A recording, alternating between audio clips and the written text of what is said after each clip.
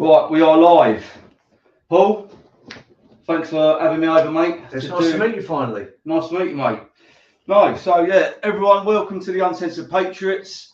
I'm here today with our guest Paul Golding, the co-leader of Britain First. So yeah, Paul, let's get into it, mate. So just want to start from the beginning, mate. Obviously, your background, just a brief background about yourself. How you got into politics, and then how you then sort of established being the co-leader of Britain First. Well, I actually, unlike a lot of people, I came out of secondary school.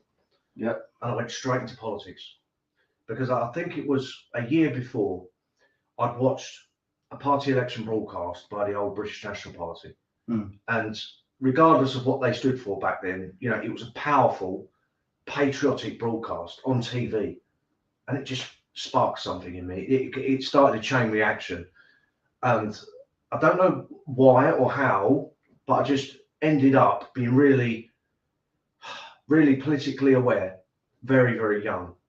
And I think I left school and I was just waiting around for about 6 months, I think it was. Yeah. And then I just got straight involved in politics. And then I just worked my way up the ranks of the old British National Party. And that was 26 years ago. And I've been doing this ever since, in various different roles, there at various different parties. But I can tell you now, compared to 26 years ago, things are a lot worse now. And everything that I got involved for 26 years ago is now playing out. I've been waiting 26 years, and other people like Tommy, who's been around for decades, we've been waiting for this moment in history because now the tide is turning. Yes. If you think all the way back 26 years ago, it was a completely different country. Like Tony Blair opened the floodgates. He invited wave after wave of mass immigration into our country, and now the whole country has changed beyond recognition. But 26 years ago, we knew what was going to happen. We could see it, but it's taken a quarter of a century to really to get to a point where pretty much the whole of the silent majority, just ordinary people out there, working class people, they all are completely aware now, completely awake. And we've been waiting decades for this moment. But back then it was a real hard slog, as you can imagine. Yeah. Because the media was so dominant. There was no such thing as social media. Yeah. I was like 10 years into my political career before social media became a thing. Back then it was just the media. They had total control of the narrative and society. And it was hard work. I saw you back in your younger days when you was on the BBC on an interview, very, very young, years ago. Yeah. That gentleman, who was he? Was his name again? That was interviewing you on the BBC. Andrew Neil, was it? I think that old. Yeah. So I mean, but going back to then, how did you feel the media portrayed you as a young man at that point in your life? Oh, just total hostility and total demonisation. Right. And they were always on the attack, always with the smears and the lies and the poison. And it was only really, social media, I think Facebook really took off around 2005. But we didn't realise the power of social media and start to really utilise it until like 2014. Yeah. And within a very short space of time, Britain First had 2.2 million followers on Facebook. And we were massive. We were reaching millions of people. Yeah. But Britain First was the original pioneers of social media in politics. We were leagues ahead of everyone. Everyone else copied us to the point now where what we did back in 2014, everyone does now. Yeah. Everyone does it. Everyone uploads videos, does protests or direct action or anything you care to mention. We were the first to really utilise social media to push ourselves forward, to get a big audience. We were the very first people to do it back in 2014. And the way we started with what we called back then Operation Fightback. Because if you remember, in 2013, Lee Rigby was killed. Yeah. And horrific. That happened just a few miles from where I was. I was back when I was in the army, right? I was on the PWR barracks when I was on an ERE posting down there when my regiment was out in Afghanistan. Yeah. Right. And yeah, that was it was literally I was on his camp. Do you know what I mean, for about 3 months. So that happened in Woolwich. Yeah. So I grew up just down the road in Erith. That's where I was born and bred. Right. So the fact that it happened so close to where I was, where I grew up, really did affect me. And I went up there the next day. The very next day after the atrocity, I was up there, and there was all police cordons and all that. But I just remember looking and thinking, something's got to be done about this. Because at that time, we don't really have it anymore because it's not really tolerated. But back then, the Islamic extremists were very much public, running amok. They were holding protests every day. They were on TV. It's Islamic extremist protesting in public that got Tommy involved in politics with the English Defence League. I think it was the Anglian regiment that were marching through Luton, and they were harassed by a lot of these Islamist extremists. Yeah, and that got Tommy involved with the EDL. He launched the EDL shortly after that.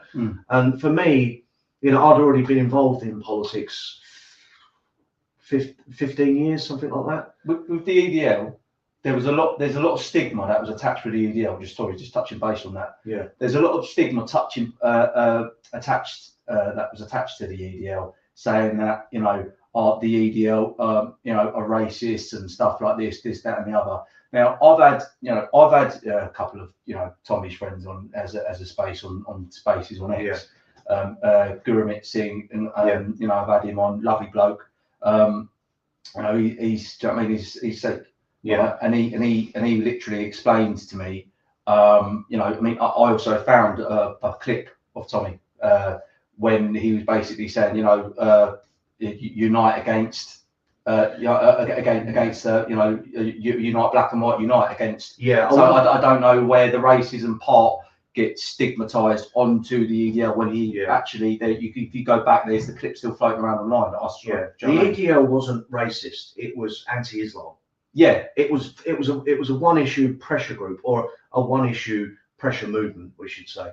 But everything they did, they were focused very much on Islam, as opposed to the broader, immigration and left-wing politics, and you say what they're doing in education, any other issue. They were just focused like a laser beam on Islam. Yeah. So you can't. I don't think you can classify them as racist back then. But they were a response to the Islamic extremists of Luton, which was led by Saiful Islam. It's horrible. I know you've seen the video clip of Saiful Islam. He walks up to a car where Tommy's driving, and he punches him through the. Yeah, seen it. You've seen it. Yeah, seen it. Yeah. Yeah, I was in an identical situation a couple of years later. I don't know if you've seen that. Yeah, I got punched through the window by an Islamic extremist, literally a mile from where he got punched, and the police dropped the case against him. I mean, it was video evidence, just like with Tommy's incident with Saiful Islam. Video evidence was submitted to the police. Yeah. The guy came over and punched me in the face on video, and they said, "What did the police say?" No further action. But this is like Berry Park in Luton. This is like Taliban Central for the UK, and they just refused to press any charges at all. But the EDL. How can you get assaulted though? On video. On video, yeah. and the police say no further action. They did. How does that work? That's what they did. No further. I got attacked in prison in HMP Elmleach down the road in Kent. Yeah. So there's CCTV of this Muslim gang coming into my cell, slamming the door. 10 seconds later, they open the door and run away. And then I stumble out covered in blood. No further action.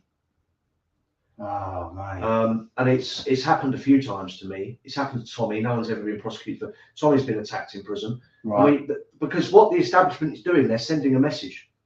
They're basically saying to Tommy and to me and to other people like us, if you challenge the establishment, you're on your own. If you get attacked, don't expect us to help you. So they always give it a no further action. So then it puts us under pressure. If we carry on doing this and we get attacked, then basically we're on our own. And they've essentially legalised it. I'll give you an example. We're in Dartford now.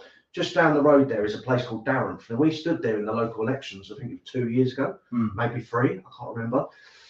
And while we were out canvassing and leafleting, some Black Lives Matter lunatic came out with a samurai sword.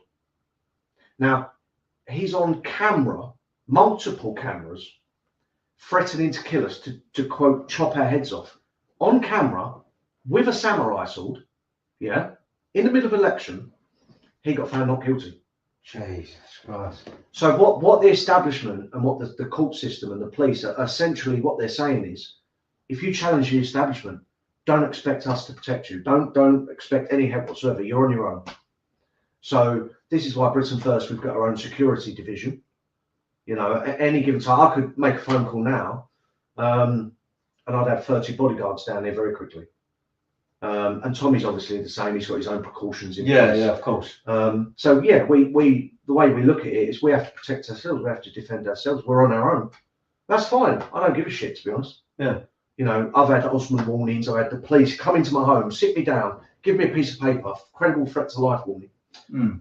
Many times. There's Islamic terrorists, ISIS supporters, up the road in Belmarsh prison, you know, in Woolwich. Yeah.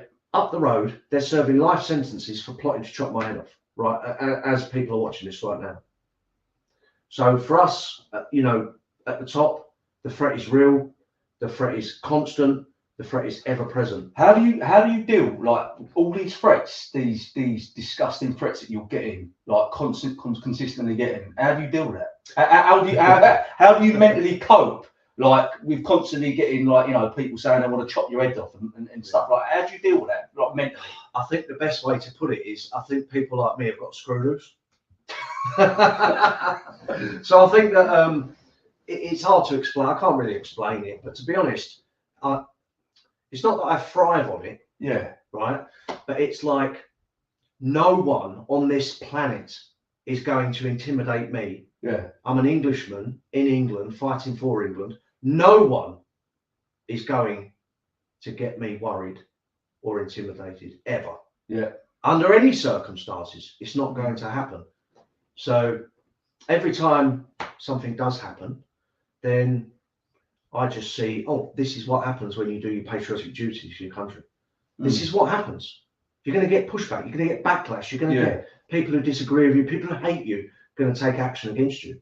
So for me, all the arrests, all the court prosecutions, all the prison stints, the threats, the danger, it just confirms to me, deep in my heart, deep in my soul, that I'm on the right track. And that obviously, if I was insignificant, if I was a nobody, I wouldn't be facing all of this. Yeah. You know, neither would Tommy.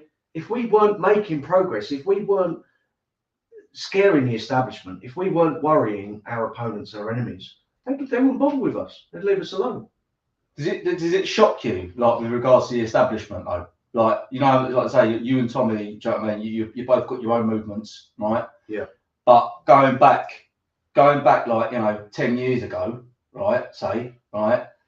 You know what I mean? The establishment were very sort of like, you know what I mean? You had certain commentators. Let's go, I don't know. Let's go, you know, Piers Morgan, right? People like that who, you know, who was constantly sort of far right, racist thugs, blah blah blah. Yeah. 10 years later, you know, you're now seeing like the Labour PM Keir Starmer turning around and, you know, I mean, I've seen his Twitter account on a few occasions where it looks like he's going from being left to be trying to make out that he's right wing. Well, like, do you get what I'm saying? Yeah, absolutely. Now, this is how you know that we are winning. This is how you know that the tide is turning, because even your most ferocious opponents are being forced to mimic what you say and what you stand for in order for them to survive. And Keir Starmer's a perfect example. He's coming out, he's saying, oh, I've got St George's up in my house. Like, and you just think, you're just talking rubbish. Can't stand it. You're just talking absolute shite. Yeah. But he's being forced to do that because he knows public opinion has switched on him. Yeah. And yeah, I mean, look at the Labour conference recently. You had one speaker come up and say everyone's far right, everyone's extremist. Yeah. And then the next one would be like, the Union Jack belongs to us. We're all proud patriots. Yeah. You know, and it was just like, I saw the schizophrenic, wasn't it? I saw the Liberal Democrats moaning about Elon Musk funding, you know, legal costs and stuff like that, the court cases and stuff. But yeah, that's sour grapes. That's another story. Yeah. But yeah, it just amazes me the fact that 10 years ago, you know, it's gone from, you know, the government and, you know what I mean, the media, well, the media are still the same anyway. Let's have it right. The media are, you know, they're woke as fuck. Yeah. Excuse my language. 100%. They are 100%, right? So this is why, I mean, people, you know, people were looking for a news outlet, right? So that people couldn't trust the mainstream media anymore. Then all of a sudden, Elon Musk acquires Twitter and changes it to X. Yeah. People go to X for their, you know, their news source, etc., etc. And you know, as a lot of people say, you know, you and Tommy, everyone, they say we are the media, etc., etc. The only thing about X though, the only downside to X is obviously you need to fact check stuff and do your due diligence and stuff. But of course, but the problem with X is that it's so overwhelmingly American. Yeah. So I did an exercise a little while back, and I asked all my uncles, all my aunties and cousins, and none of them were on X. Oh yeah. They're all on Facebook, Instagram, TikTok, but no one's on X. I'm not on Facebook anymore. I've got rid of it. Well, I've been banned since 2018. I remember sitting in a prison cell. Yeah. Yeah, this was before I was attacked, but I remember sitting in a prison cell when because you've only got like channels 1 to 5 in prison. Yeah. So I was watching Prime Minister's Questions, right? Because you get bored in prison, you've got to watch anything you can, yeah, and accept it, and just, you know.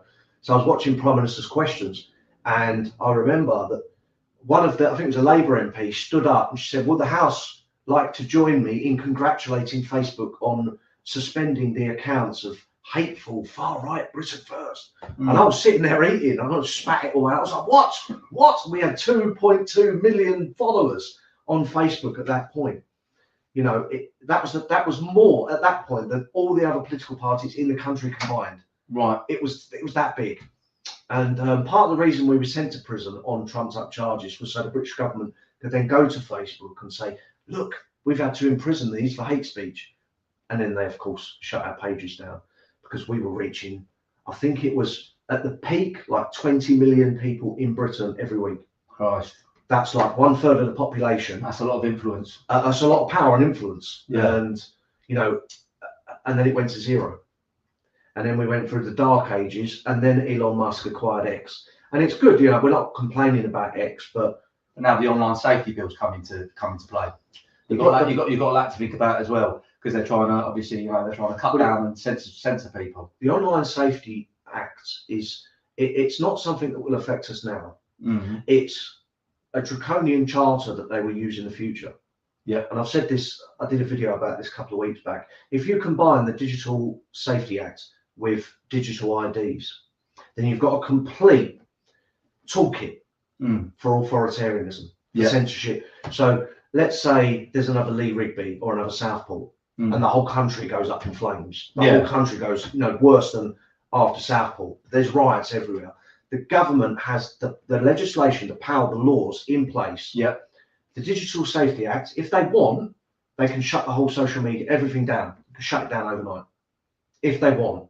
Yeah. That gives them the power over the narrative and information. And digital IDs, they can use them. I was going to talk to you about that as well. But yeah, I mean, a good example would be China. I went to Italy during the COVID era, years ago, and I went to Milan and Turin. I did a little tour of northern Italy, and we had, at that time, we had to have a COVID test like the day before we left. Yeah. And then it went on to a passport system. So you had a COVID passport. So when you went to the airport, you had to show it, and it was green. And then when every restaurant and public transport, public toilet, anything at all, in Milan it was, and Turin, you had to show your passport, your COVID passport. You wanted to pop into a newsagent's to buy a bottle of water, you got to show your COVID passport, and it had to be green. Now what they did in China is certain people went out protesting, unauthorized of course, during that era. What they did was the state just turned their COVID passports off from green to red. So they were legally obligated to go home immediately, otherwise they could be arrested. Yeah.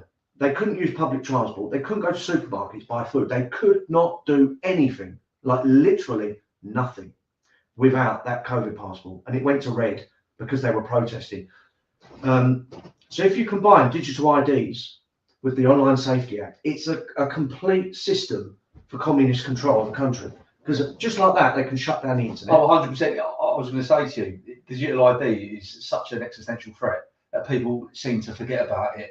I mean, like Starmer the other day, he said like that it's supposed to be to help curb illegal immigration. Yeah, but that's bullshit. But that's the start. Like they might be able to get it through the door by saying that we can stop people working if haven't got digital ID. But that's just what's to say they're not going to go further. Like Starmer said the other day, he said we might do digital ID so you can access your bank account. Well, that's it. It's game over then. Oh, 100%. Because say you go out protesting against a migrant hotel, they just switch your digital ID off, so you can't access your money. I can't access my banks. Yeah. No money, yeah. No fuel for your car. You can't get to work. It's just they've got you by the balls. If this all comes into play and it all gets implemented fully, then it's just going to be like China. It's social credit score. Social credit score, yeah.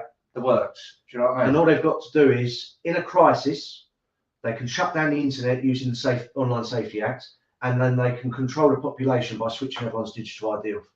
Yeah. So all of a sudden, like I'm here now, I can go to the shop, buy food, water, I can put fuel in, I can go anywhere I want, shopping, to see my mother down the road, anything at all.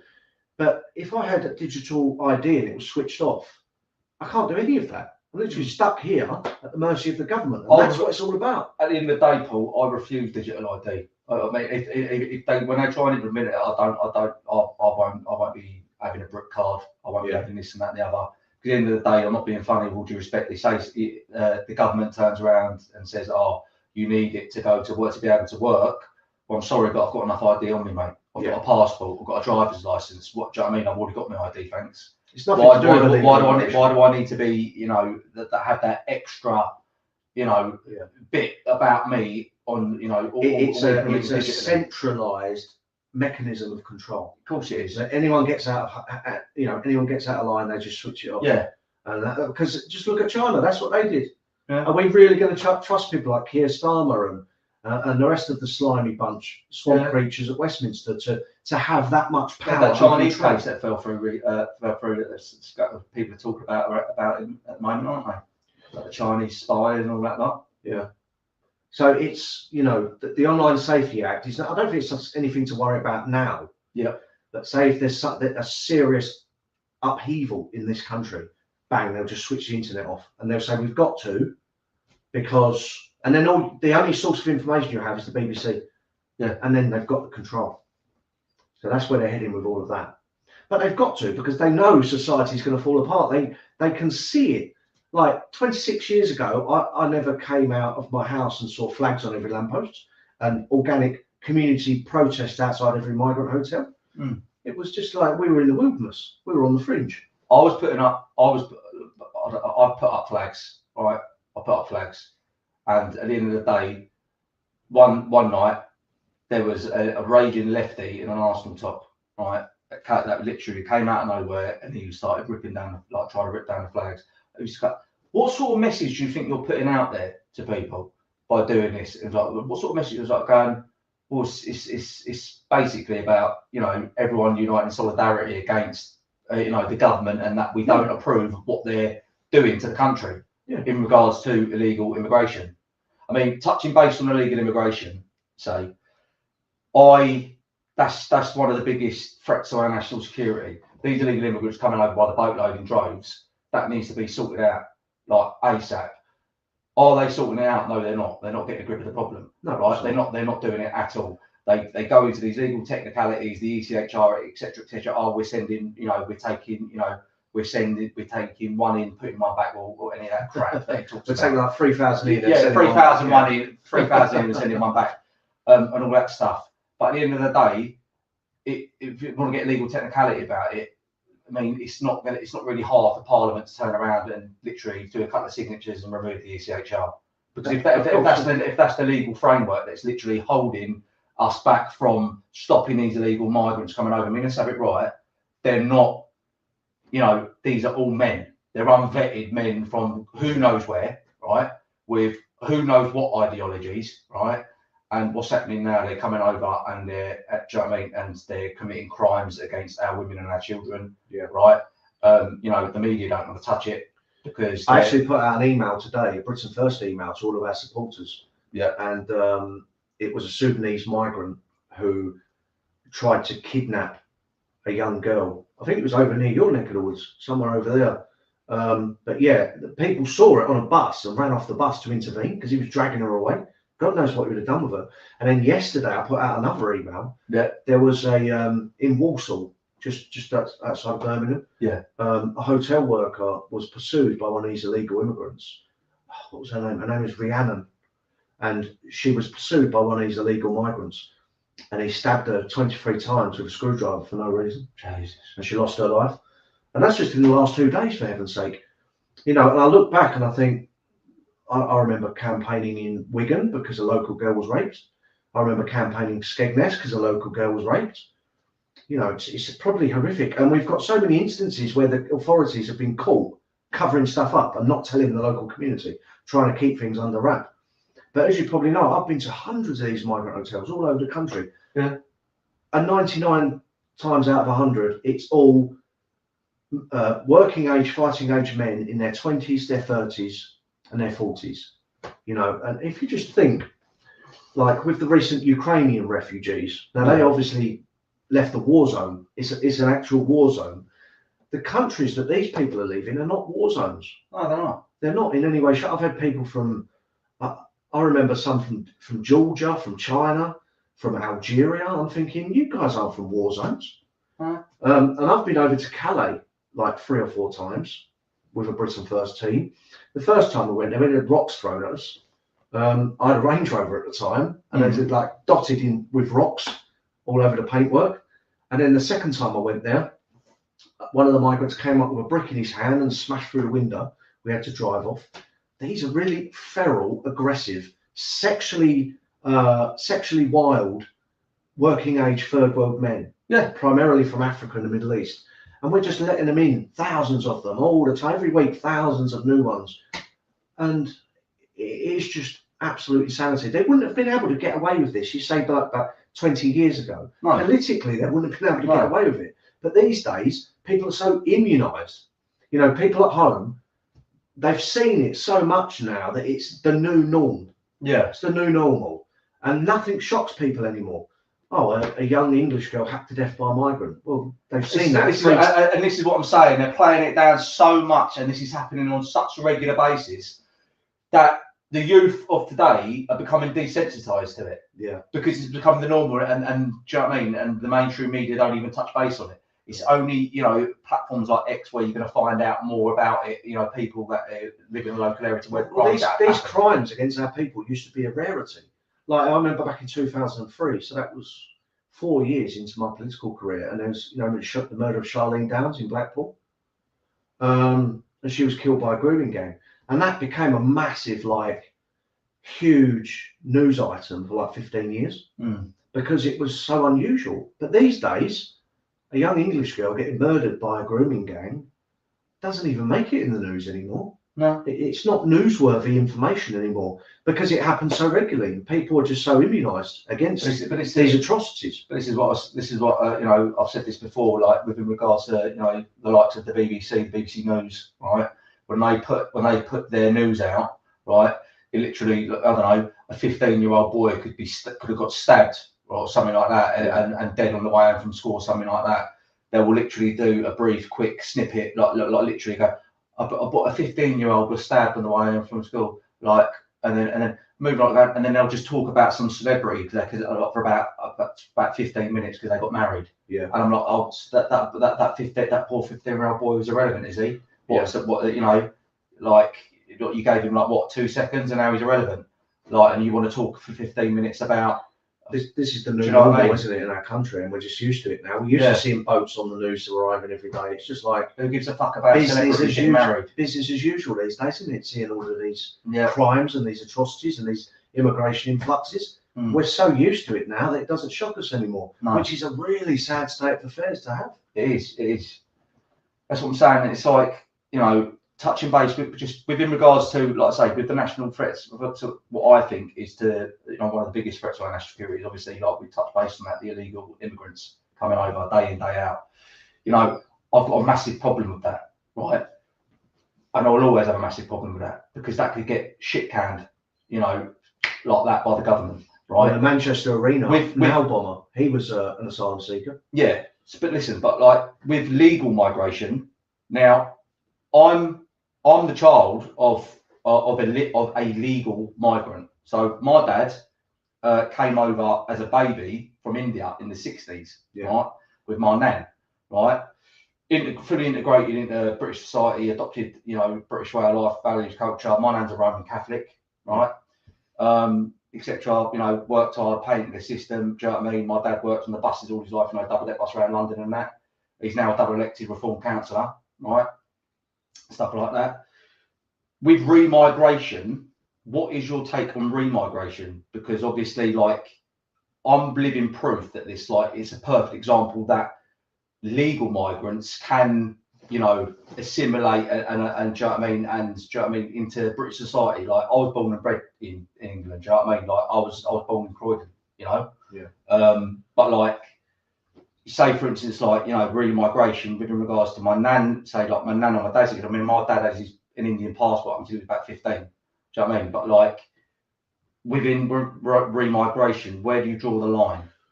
Yeah, this is a very. Do you get what I'm saying? Yeah, it's a very contentious issue. Yeah. Right. So when we talk about remigration, like since the end of the Second World War, we've had migration. Right. And then obviously we want remigration, which is undoing the process. But where do we stop? Where, you know, what's the process?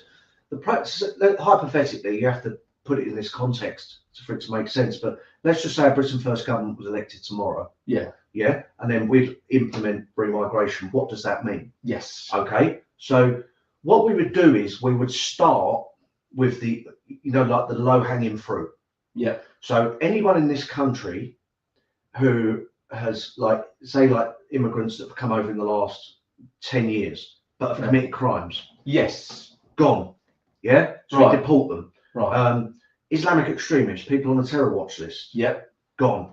Yep. Yeah. Right. Given their marching orders. 100%. And it is, believe me, it's an easy process. Like the left always try, no, you can't do that because, like, if you deport people to Pakistan, you'd have to have an agreement with Pakistan. No, you wouldn't. Because what you would do, let's just say we was going to deport you, for example. Yeah. You'd just be given a letter saying you've got 4 weeks to get out of the country, or you're going to be arrested and sent to prison for 10 years. Yeah. What are you going to do? You're going to leave the country, aren't you? Yeah. It's not our responsibility. Get out of our country. Yeah.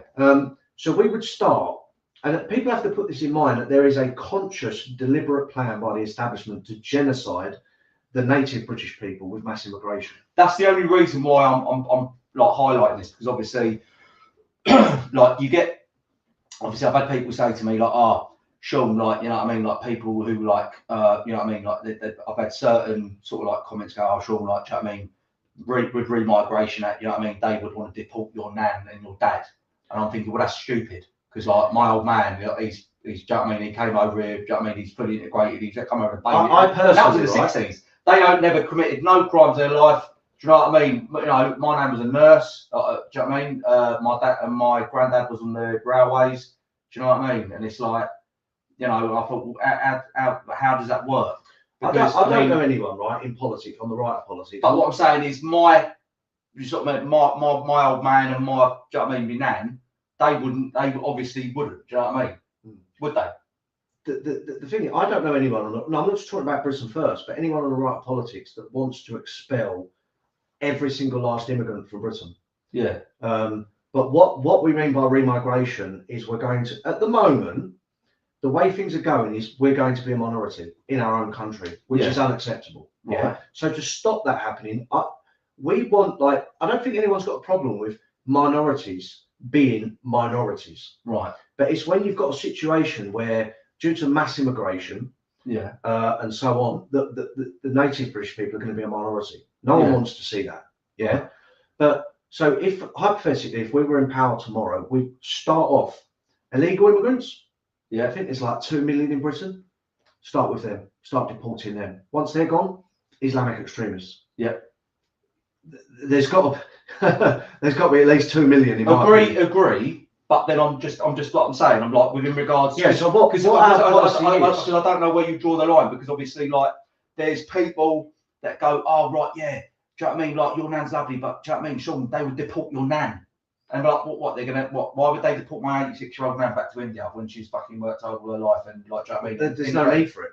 There's no, right. There's no need for it. I just want to clear this up because obviously I've had a lot of comments come towards my way. There's like I mean? Tony Blair, for example, in 1997, he actually deliberately opened up the floodgates. Like, he had a conscious plan, him and Peter Mandelson and Gordon Brown, to flood the country of immigrants. So they wanted to change the country. Yeah. So that's treason. Like, if that was happening in reverse to any other country, you know, that'd be treason.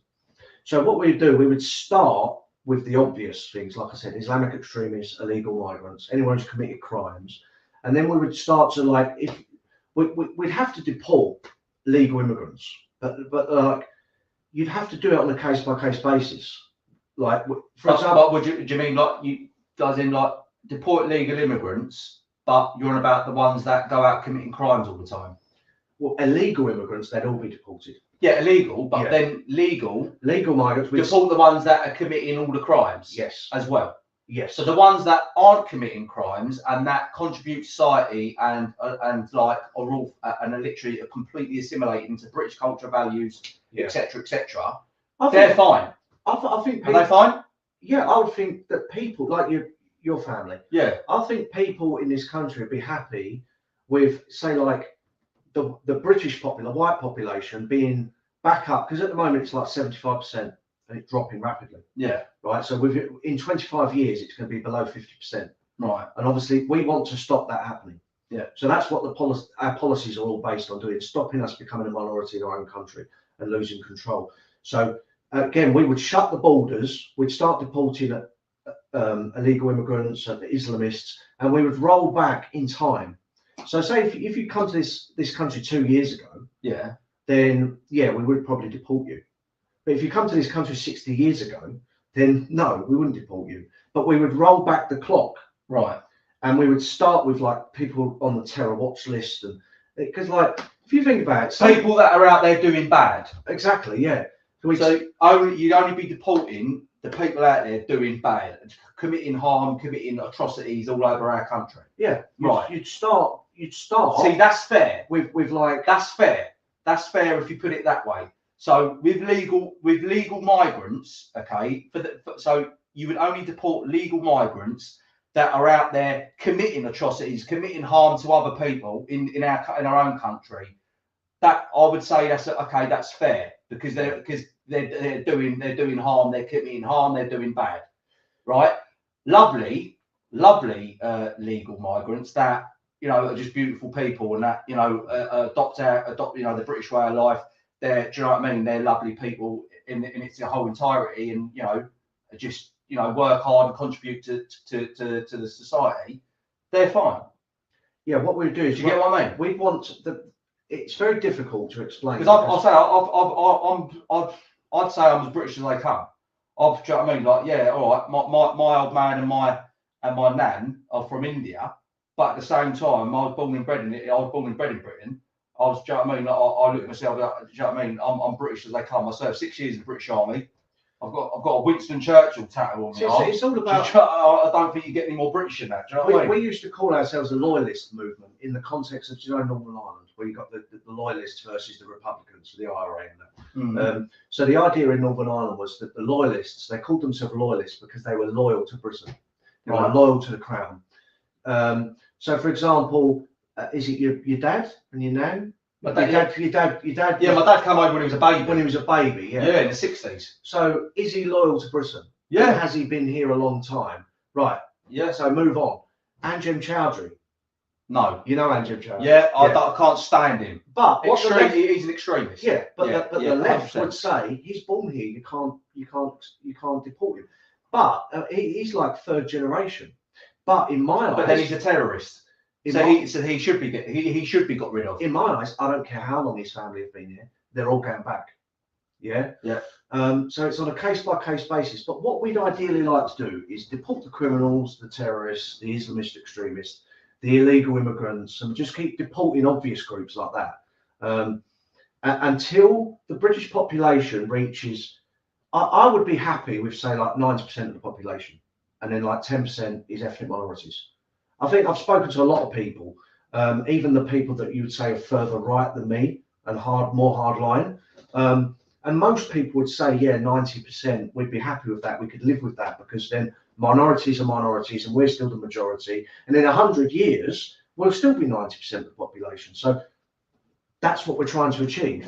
And what we do is roll back what's happened to the country, migration, then re-migrate. But we start with, like you say, criminals, terrorists, illegal immigrants, and hopefully we can hit a position where we've just got 10% of the population of like Windrush and stuff like that. People who've been here for generations, who've integrated and so on. And like I say, we deport the bad apples.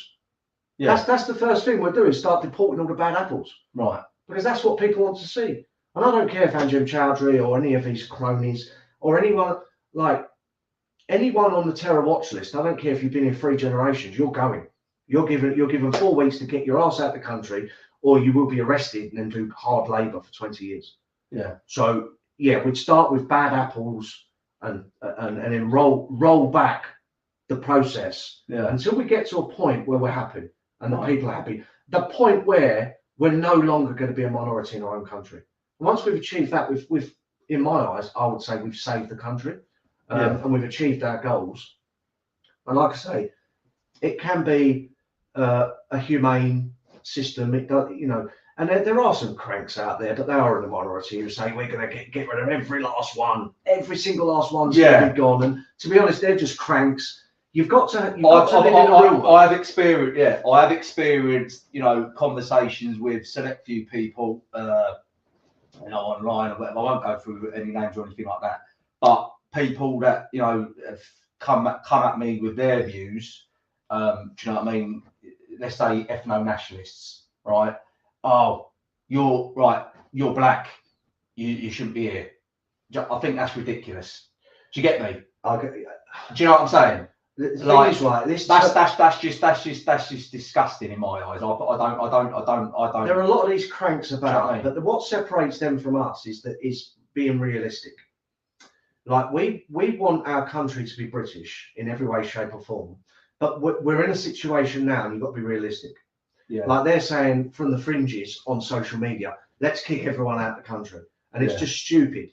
Like it's unachievable. Yeah. Okay, but we need to get ourselves back to say 90% of the population, and we can easily do that by deporting a lot of bad apples and a lot of we can easily do it. And do you not think that the amount of illegal immigrants that have actually come over here within the last 10 years illegally, right? There's untold thousands, right? There's millions. Millions. Let's go to the millions, right? I'm not being funny, but financially and strategically, that's a huge hurdle that sort of just comes across as impossible to find every single one, weed every single one out of every single nook and cranny all up and down the country and get them out. Because you'd have ones that go into hiding. Like, how do you, do you know what I mean? You'd be looking at, do you know what I mean? Well, it can be done. Because, I mean, imagine if... How long would a process like that take? It would take years. It would take decades. It would take a long time. This is why it's got to be realistic. Like, we've got our conference coming up at the end of November where we're going to be codifying all of this into a manifesto and a policy platform. Yeah. At the moment, it's still like me as leader and Ashley as leader kind of thinking out loud at the moment. But we are going to codify all this, how we're going to do it and how it's going to be done. But yeah, we can find people, we can track people down easily. If I was wanted by the police and I went on the run, how quickly do you think the police would find me? They'd find me within a day. Yeah. But then to be fair, Trump's actually done a good job. Yeah, exactly. Yeah. Of getting do you know what I mean, on illegal immigrants over in the United States. But it's when are we going to adopt that way of mindset over here in this government? It's not going to happen. Trump's doing it exactly the same way that I've just explained. Yeah. He's sealed the borders. Yeah. So no more comes in. And then he's starting with... Has he continued building that wall as well, hasn't he? Yeah. He's sealed the borders. There's no more illegal immigration into America. But what he's doing is he's starting with the bad apples, the cartels, and they call them coyotes and stuff like that. He's starting with them, and he's putting them on planes And if the countries that they came from say no, Yeah. he slaps them with sanctions and so on. So he strong arms them into accepting. Puts tariffs on them. Puts tariffs on them, yeah. So it can be done. Trump's proven it can be done. And even just today, I was reading, Pakistan has ordered like 2 million Afghans to leave the country because the countries are almost at war at the moment. I don't know if you've seen it. They've been attacking each other. Yeah. They've said 2 million Afghans go, and they're all flooding across the border. So it can be done. You need a strong government that's realistic. And like you say, coming back to these cranks online, they live in their mum's basement and they're not realistic. Like this, if we get into government, we're going to have opposition from the Home Office, the civil service, Parliament, the media. Everyone's going to be trying to sabotage it. But when we're in government, if you're strong enough, you can implement it and push things in the right direction. And then it will take years to implement. But that's the only way you're going to stop the process of happening to this country. There's been so many protests that have been going along, Paul, all over, as you know, up and down the country, everywhere. Yeah, I was down at Trafalgar Square protest. I went down there the other day when it happened, when the Palestine Action mob were down there in Trafalgar Square, right? I live streamed for about an hour and 45 minutes. I was going up to the left, to the right. I was polite as pie. I've never seen so much hostility coming from all this mob, all the Palestine Action supporters, Free Palestine, this, that, and the other, right? I was going up to them and I was trying to speak to them. Even the Jesus, you've even got there was old age pensioners getting lifted by the Met Police and taken out of the protest, right? And I was thinking, why are they not doing that to the youth? Why is it? I mean, yeah, okay, they're doing a good job, but they're taking out they're taking out the no matter what, they're there to support an illegal demo that shouldn't be taking place because they're a prescribed terrorist organisation, right? Yeah. Yeah. So, within regards to the Met Police lifting, these old people from the Palestine Action side out, why were I was thinking, but there was youth there that was getting in the Met Police's face saying shame on you and all that. Like, why were they not carting them out, the youth? Why was it consistently old people supporting Palestine Action, but why was it only they were lifting out 80-year-olds? Easy pickings. That's what I'd like to know. Easy pickings. They're less likely to fight back, aren't they? There was I've got it on video. There was on the live stream. I clicked it. There was a group of Islamists holding up a huge banner saying "abolish terror laws." I remember it. Yeah.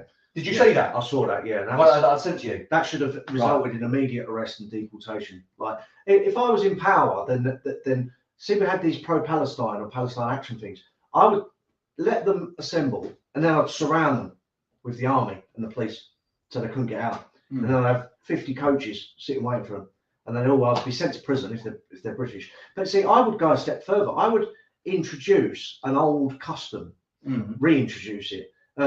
The crime of exile. So say all these, like people like Jeremy Corbyn, right? He hates this country. He absolutely hates it with every fibre of his being. He's a traitor. His whole life he's spent trying to undermine this country.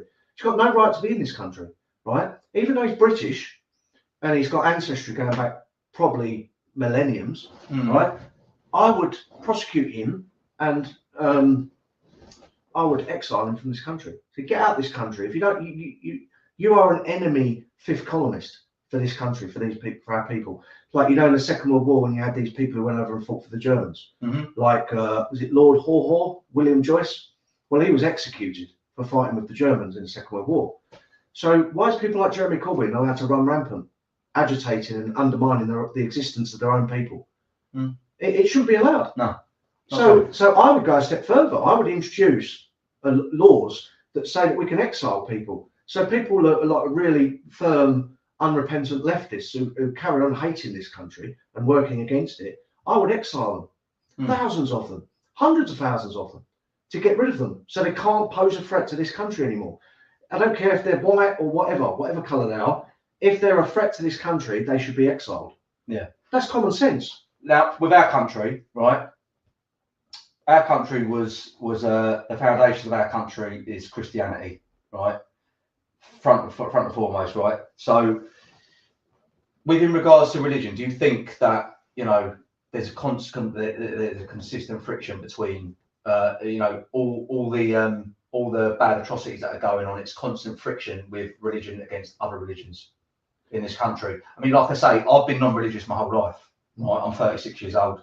Right now, I've recently taken a turn, and I've started leaning in towards Christianity. Yeah. Right, but that's only because, do you know what I mean? As a British man, right, I love my country. Yeah, I don't agree with the imposement of an ideology I don't agree with being pushed upon the British people. Yeah. Right. So, you know, I mean, if all's fair, I don't. You know what I mean? You can have your own religion. Like I don't interfere with people's religions. People can have their own religions. I don't care. But it's when they try to impose it, and it's when it starts to come across in a way where Islam is almost taken over our country in a way, right? Because it is. I mean, I'm just saying it from my personal opinion and my personal, you know, from what I'm seeing with my own eyes. That's how I'm seeing it. That's how I see the country going. Like, Islam has infiltrated all different sectors of this country, the government, the education system. How many mayors? Yeah. Do you get what I'm saying? Yeah. So it's like, you know, now, you know, all different. I mean, I understand that. I mean, I haven't looked. I mean, I'm still learning, you know, in regards to Christianity. But what I would say is that yes, you know, I mean, all religions have got their bits and pieces where it depends on how you interpret it, whatever, and there's different interpretations, etc., etc. But what you know what I mean? But what I will say is that with the Islamic community, I mean, it's almost like, you know, there's mosques all over the country, right? It's like, okay, well, if you was to go to an Islamic country and you was to put up a church, right? How long do you think that church would last there? Well, it obviously depends which Islamic country you go to. Like So say you went to Saudi Arabia. You're not allowed to build churches, Saudi Arabia. Right, exactly. Right. You're not even allowed to enter Mecca. You're not even allowed to enter the city. Right. Yeah. Upon pain of death, you're not allowed to enter. Yeah. As a non-Muslim. Yes.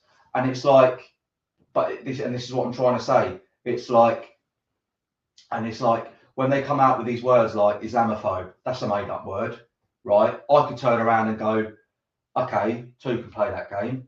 So if, say, for instance, you know, I wouldn't call myself a Christian because, like, I've only just started learning about it. I don't have that right to say I'm Christian yet because I've only just started reading the Gospel of John, etc., etc. I'm still learning. I'm still, like, you know, and there's things to read through it and stuff. But, you know, it's like, that's like me turning around and going, all right, so you're criticising Christianity. You're a Christianophobe. Yes. There's no such word. It's all bullshit. Do you get what I'm saying? Do you get where I'm going with this? Right? Do you know what I mean, mate? So and if you criticise Christianity in this country, you don't have the media and the politicians descending on you. 100%. But this is where this woke crap has come into play. Where all this wokeness come from, I will never understand, because it's like common sense has gone out the window, and it's like they just want everyone to be backwards in our country. Well, what they've done with wokeness, they've actually rebranded it. It used to be political correctness, but it's the same thing. And the vast majority of my career, going back 26 years, it's always been political correctness. Yeah. It was never, woke's a recent word, but it's the same thing. It's exactly the same thing. Left-wing madness. Yeah. You know, back in the 80s, they used to call it the loony left. When you had like Ken Livingstone and Arthur Scargill running around the country preaching communism, they used to be called the loony left. And then it was political correctness. Now it's wokeism, but it's the same thing. It's just left-wing politics. Yeah. They're mad. They're crazy. The things they want, things they believe in, are just crazy. And it's the same thing, just repackaged all the time. It's like that Zach Palansky.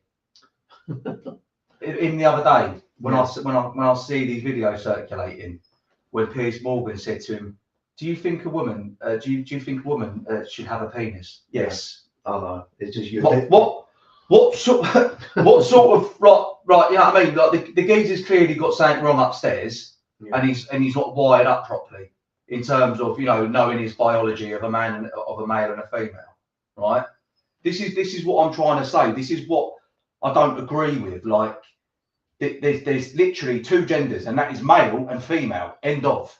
There's nothing else. That's science, isn't it? That's science. Yeah, it's better. It's reality. Yeah, that's reality. do you know what I mean? Like, you know, it's like, oh, I don't. I mean, it's what I'm saying. I mean, I haven't got a problem with. If you had a baby, right, and you went to the hospital and you didn't know the gender, you wouldn't walk in and say, "Is it male? Is it a boy? Is it a girl? Or is it non-binary?" Yeah, you wouldn't. Would yeah, you? It'd be. But this is where the gender. This is where the gender ideology comes into play, and it's and this is the thing that literally just winds me up, because it's like, oh, I identify as. Do you know what I mean? Like, it goes. I identify as a cat. I don't identify as a man. I identify as a dog.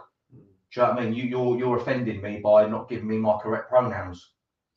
Yeah, and it's like, this is the type of bullshit that I don't agree with, and the government are systematically pushing this on the British people, and I don't. Well, it's even worse and even worse on the kids, on children, on children especially. That they're the forefront. They're facing a tidal wave. Yeah. Of left-wing indoctrination exactly. in our education system, in schools, primary schools, secondary schools, universities especially. It's a tidal wave they're just facilitating mental illness, because if you've got, you know, like you say, you go back 20 years ago, that none of this even existed. No. You had the odd transvestite, didn't you? The odd one.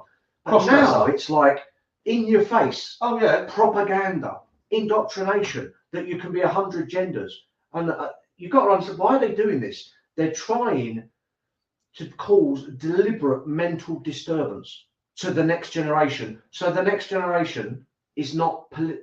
I swear there's an emoji on the iPhone with a pregnant man in the emoji section. I swear to God, there isn't there.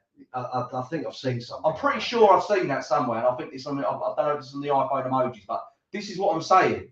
Like, that is not okay. Do you get me? If you think, right, if you picture your average uni lefty type, blue hair. Oh yeah, the purple hair brigade. Totally gone in the head, yeah. That's what they're trying. They want the whole next generation to be like that, because that generation will then maintain and facilitate left-wing politics. They want to demasculinize men as well. They don't want men to be proper men anymore either. They want men to be men, women to be women. They want to confuse and blur everything. Yeah. Because they're trying to cause a mental disturbance amongst the next generation. So the next generation doesn't challenge left-wing politics, because they're so brainwashed, essentially. Yeah, 100%. You know, because if you've got the next generation, if you've got 20 million young men and young women coming forth, and they've got traditional values, that the men are masculine, the women are feminine, and they're all Christians and they're all patriotic, they're not going to allow what's happening to this country. So it goes back. Every tyrant has tried to brainwash the youth. I mean, even in the Second World War, what did Hitler do? He said that if you own the youth, you own the future. Yeah. He brainwashed the youth, and that's exactly what the left is doing now. They did it in the Soviet Union. All tyrannies try to brainwash the youth and try to mold them in their own image, so that they turn out exactly how they want them to do. And that's what the education system is not about education anymore. It's about crafting left-wing young people. That's priority number one. 100%. I agree with that. Because you know yourself that the rates of literacy and numeracy, it's all gone right down. You know, there's vast numbers of kids coming out, can't read, write, can't string a sentence together, totally unskilled. But they know there's 100 genders, and they know about that white people are bad because of slavery and stuff like that. Their brains are being filled with poison. And that's how they're trying to mold the future. They want an entire generation to be like Jeremy Corbyn and Owen Jones. But this is what people are getting angry about. This is what parents are getting angry about. I'm a dad. Like, do you know what I mean? I don't want my kids absorbing any of that crap. If I found out my children were learning this crap in their schools, I'd pull them out. Yeah. 100%. Or homeschooling. People watching this. I would literally get my kids homeschooled. Yeah. If I learned, if I come to learn that my kids were getting fed this crap in school. Yeah. I really would. I totally agree. I know it's difficult. People have got to work, and both parents got to work these days to make ends meet. Yeah. Because there's so many people coming into the country that houses are scarce. There's not enough houses to go around. which increases rents, increases the value of them. You know, and so immigration pressure is causing house prices. Speaking of illegal immigration, these illegal immigrants that are being housed up in the hotels. I mean, I've recently I've recently been made aware that they're now moving them into luxury, apartments. Yeah, I've been to Chelmsford in Essex. That AY audits, I think you'll find. Yeah. I'll see that He went into the one. video. Yeah. He walked into one. I've been there twice. The one he's went in Chelmsford. Yeah. So there's luxury apartments in the city centre, and they've filled it up with illegal immigrants, and they're luxury apartments. That's how they were meant to be sold as luxury abodes to people, but then the government took it over, the Home Office took it over, and they filled it with illegal immigrants. And that's in Chelmsford. But how many more of this? It's going across. It's happening all across the country. We can't keep track of it because the Home Office is secretive. People keep saying, how many more protests have to happen? Like, I did protests even working, going outside and protesting outside migrant hotels, this, that, and the other. Because I think people, me myself, I want to know, when is the change going to happen? When is it going to happen? When is this problem going to get? They're going to get a grip of this problem. When is the Labour government going to get overturned? Keir Starmer shit canned, right? Sadiq Khan out because he's just an absolute rot on London. I can't stand that little dweeb either, right? Look what he's done to London. Look what he's done. He's turned it into a third world shitter. Yeah. Excuse my language, but it's warranted. But do you get what I'm saying? All my family are London born and bred, South London, and they when my mum fell pregnant with me, when she was in her early 20s, I think it was, she lived in South London, like Camberwell, Peckham, that sort of area. Yeah. And because of mass immigration and for the crime and everything, she thought, I don't really want to bring my children up around here. So she moved out to here, just about a mile down the road there is Erith and Dartford. I grew up in this area. Yeah. So I'm born and bred. But even now, I looked at the voter rolls for this area I live in, Dartford, and it's 50% immigrant. Jeez. So, and the thing is, like people say, Khan's going to be gone at the next election. Khan will get elected for a full term. Like Ant Middleton. I really don't want that to happen. I was about to say about that. I really want Ant Middleton to become the next mayor of London. I was running as an independent. I said this to him at the recent, the Tommy rally recently. He was a speaker. UTK, I was there, yeah. Yeah, and I was backstage, and I said to him, you're fighting because of the demographics. You're fighting an uphill battle because there's just simply not enough people left in London to vote our way. Like white British people have had 35% of the population in London. 35%. That's 1 in 3. People, so a lot of people are saying that Khan's got the Muslim vote. Yes. So I'll give you a good example of this. When I stood against Sadiq Khan in 2016, so that's 9 years ago. Yeah. I got 100,000 votes, and I was really proud of that. 100,000 Londoners voted for me.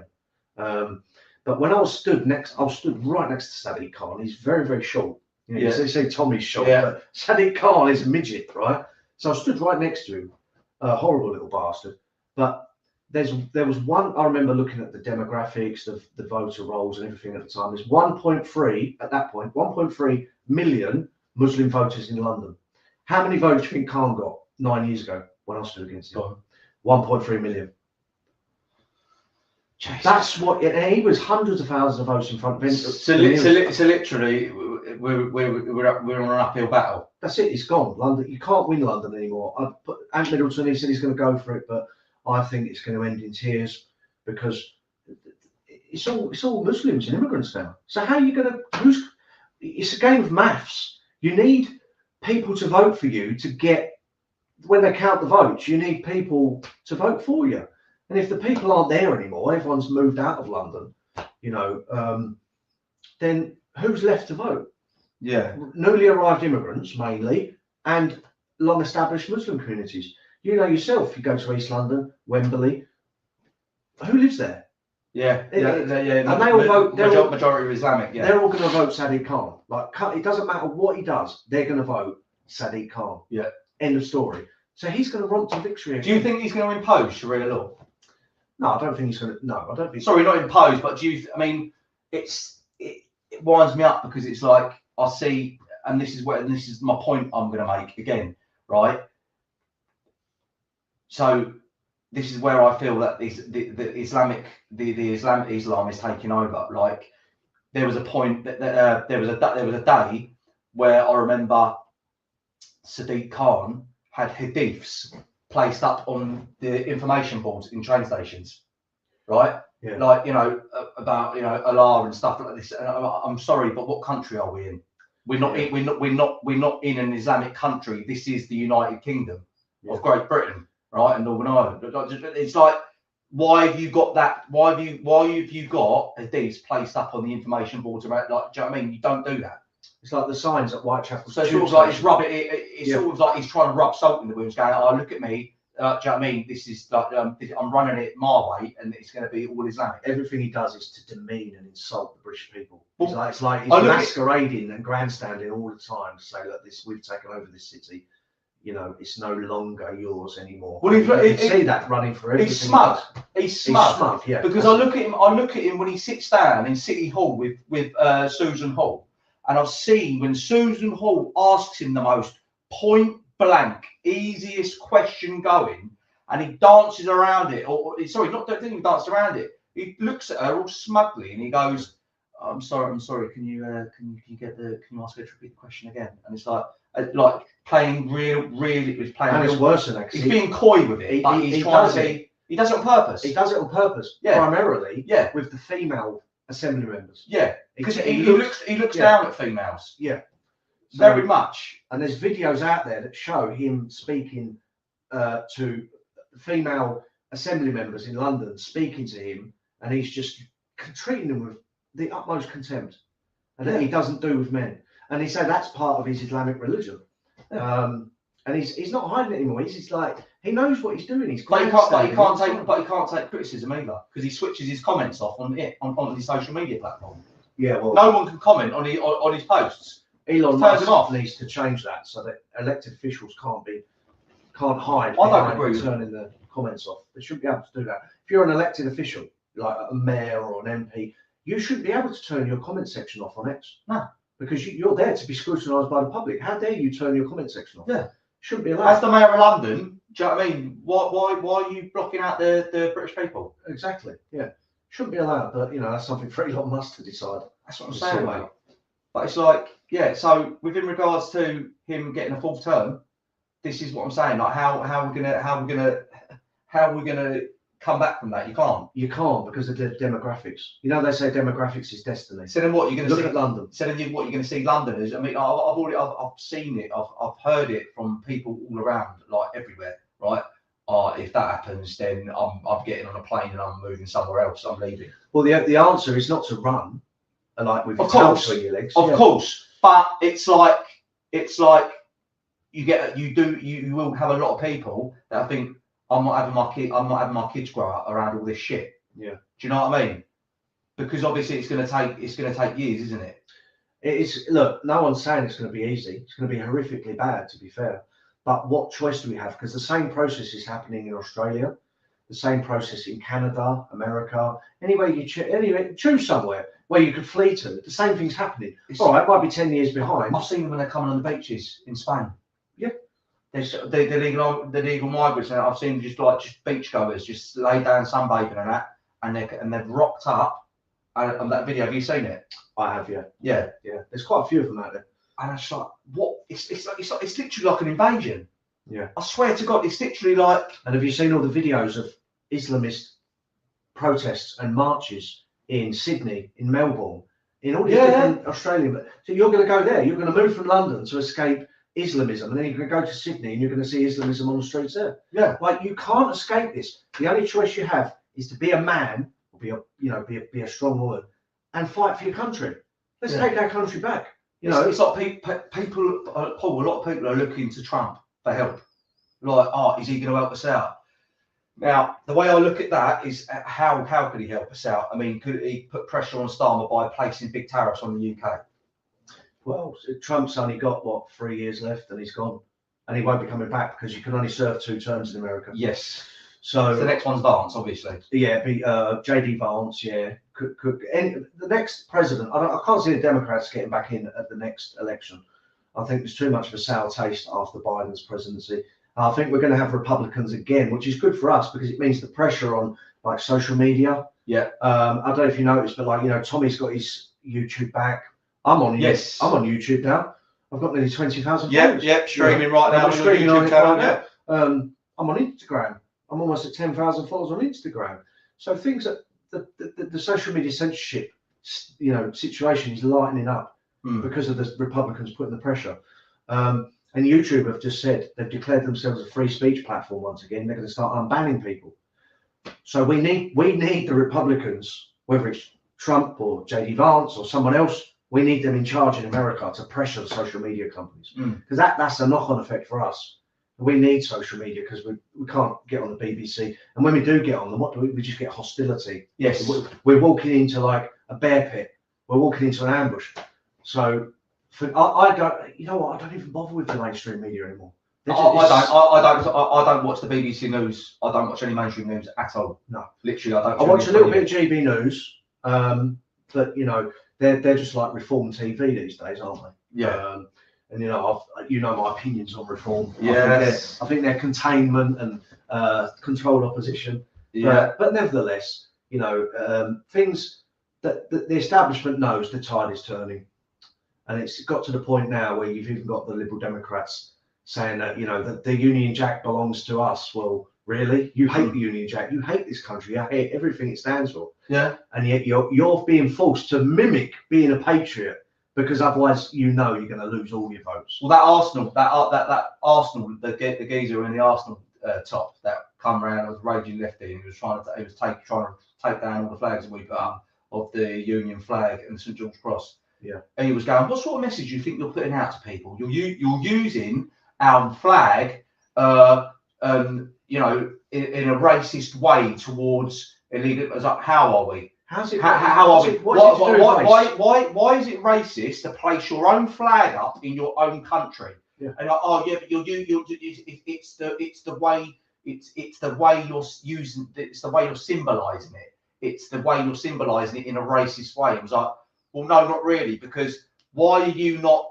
How comes you want us to take our own flag down in our own country, but then you're not moaning about the Palestinian flags being left up on lampposts? Exactly. So do you know what I mean? Like, if you want to go there, we can go there, but what's that? Make sense. They call us flag shaggers. Yeah, flag shaggers. When all they do is run around all day long Palestinian saying free flags, Palestine, EU right? flags. Yeah, 100%. The pride flag, the trans flag, 100 different LGBT flags. They're all fine. Yeah. But God forbid you should put the British flag up in Britain.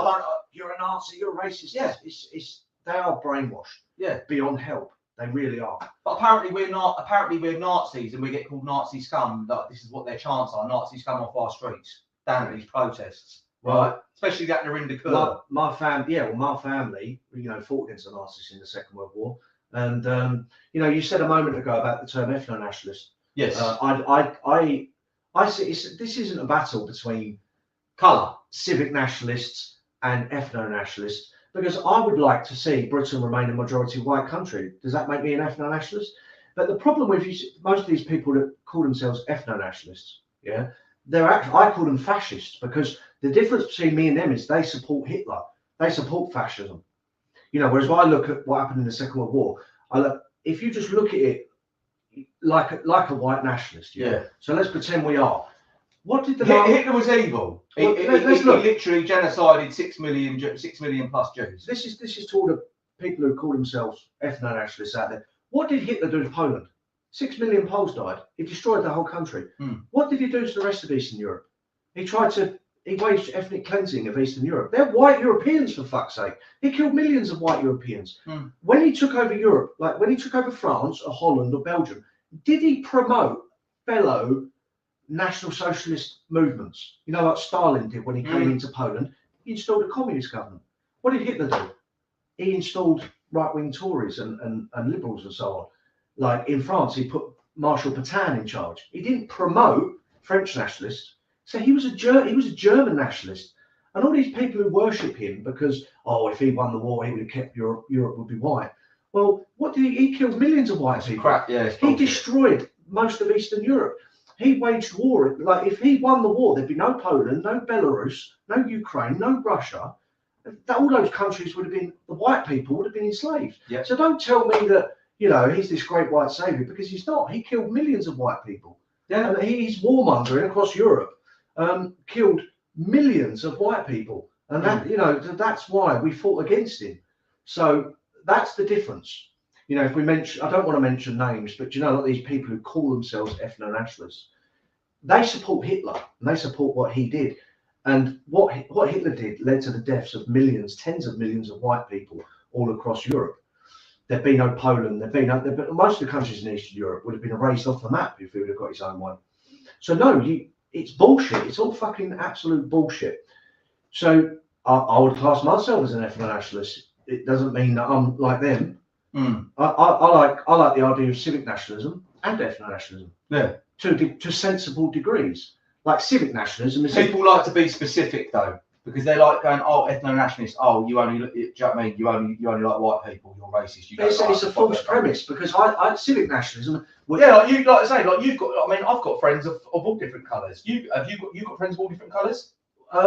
Yeah, I've got a lot of people I speak to. Like I did a podcast earlier with Momus. Now, in a civic nationalist sense of the word, we all want British traditions, values, culture to be dominant in this country. It's something we can all rally around. It's our ancient, historic culture, traditions, and so on.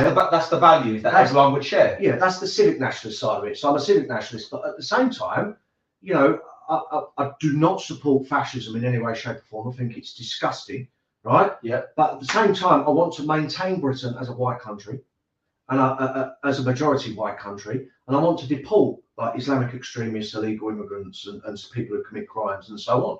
So you can put whatever label you want on me, but at the end of the day, I'm just your run-of-the-mill nationalist who loves his country and wants to preserve his country going into the future. Yeah. Basically, you want to stop but it. Most of those people you're talking about that call themselves ethno-nationalists, they're actually just Nazis. They are genuine Nazis and fascists. They support Hitler. They support that side, you know, and they're glossing over all the crimes that were committed against white people by that regime. It's fucking crazy, in my opinion. You know, my own family. I don't like being called a Nazi. My own family fought against the Nazis in the Second World War. My own family fought against what Hitler was doing in Eastern Europe, what he was doing, all the different crimes he was committing against the white Slavic East Europeans. So I'm proud of that. My great-grandfather, Edward Golding, fought at the Battle of Dunkirk, 1940. He was left behind, so he got captured by the Germans. He spent 5 years in a stalag in Poland. So my family have got a proud tradition of being patriotic and loving this country and fighting for this country. My granddad, who I was with last night, he's 93 years old, and he's a paratrooper veteran. He fought for Britain in the 50s in the Suez Egyptian campaign. He was based on an aircraft carrier in the Mediterranean, and he was a paratrooper. He's 93 now, bless him. And his health's fading rapidly. Yeah. But you see, it's generation after generation of people who are proud and strong and fought for this country and wanted to keep this country British. So yeah, all these labels they can shove up their arse, because what I'm fighting for is to make sure that this country survives. Yeah. And it's got to be done in a realistic fashion. We're in the situation we're in. We've got to deal with the fact that a lot of people are brainwashed. We've got to be realistic. So, you know. The woke mind virus, as Elon Musk calls it. Of course, yeah. Well, we are. Look, no one's suggesting this is going to be easy, but the tide is turning. We can see it. If we go to a pub, we go to a cafe, we see the flags up everywhere. We can see the tide is turning 100%. Yeah, 100%. But I was going to say that we've got quite a few comments here. Sorry, we have got over 2,500 people watching this live. So we'll quickly go on to some of these comments from people in the chat. So here we go. Let me have a look quickly. Right, so see, I've tried to do this, and there's so many. It's difficult. There is so many. So to the audience, if you want to ask a question, could you put it forward with a QQ, and then I will put it to Paul right now for you. I'll say, and then we'll so we could take some questions from the audience. So if you want to put a question to Paul, put it in the chat now, and I'll put it forward to him. Oh, hang on. No, that's a silly comment. I say you're going to get silly people, mate, but hang on. go through these. Yeah.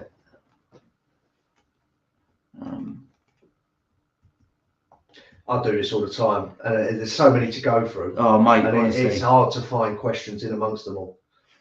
Sorry, yes, sorry, yeah, I remember about this, right. So, that's one of the things we just got so far on a tangent. So, the Britain First battle bus, that got seized by the police. Yes. I want to talk about that. Yeah. And a lot of people want to know about that as well. What happened? Why did they seize it? I mean, I know it's because there was a banner. Yes. And it was all over a banner, and that was it.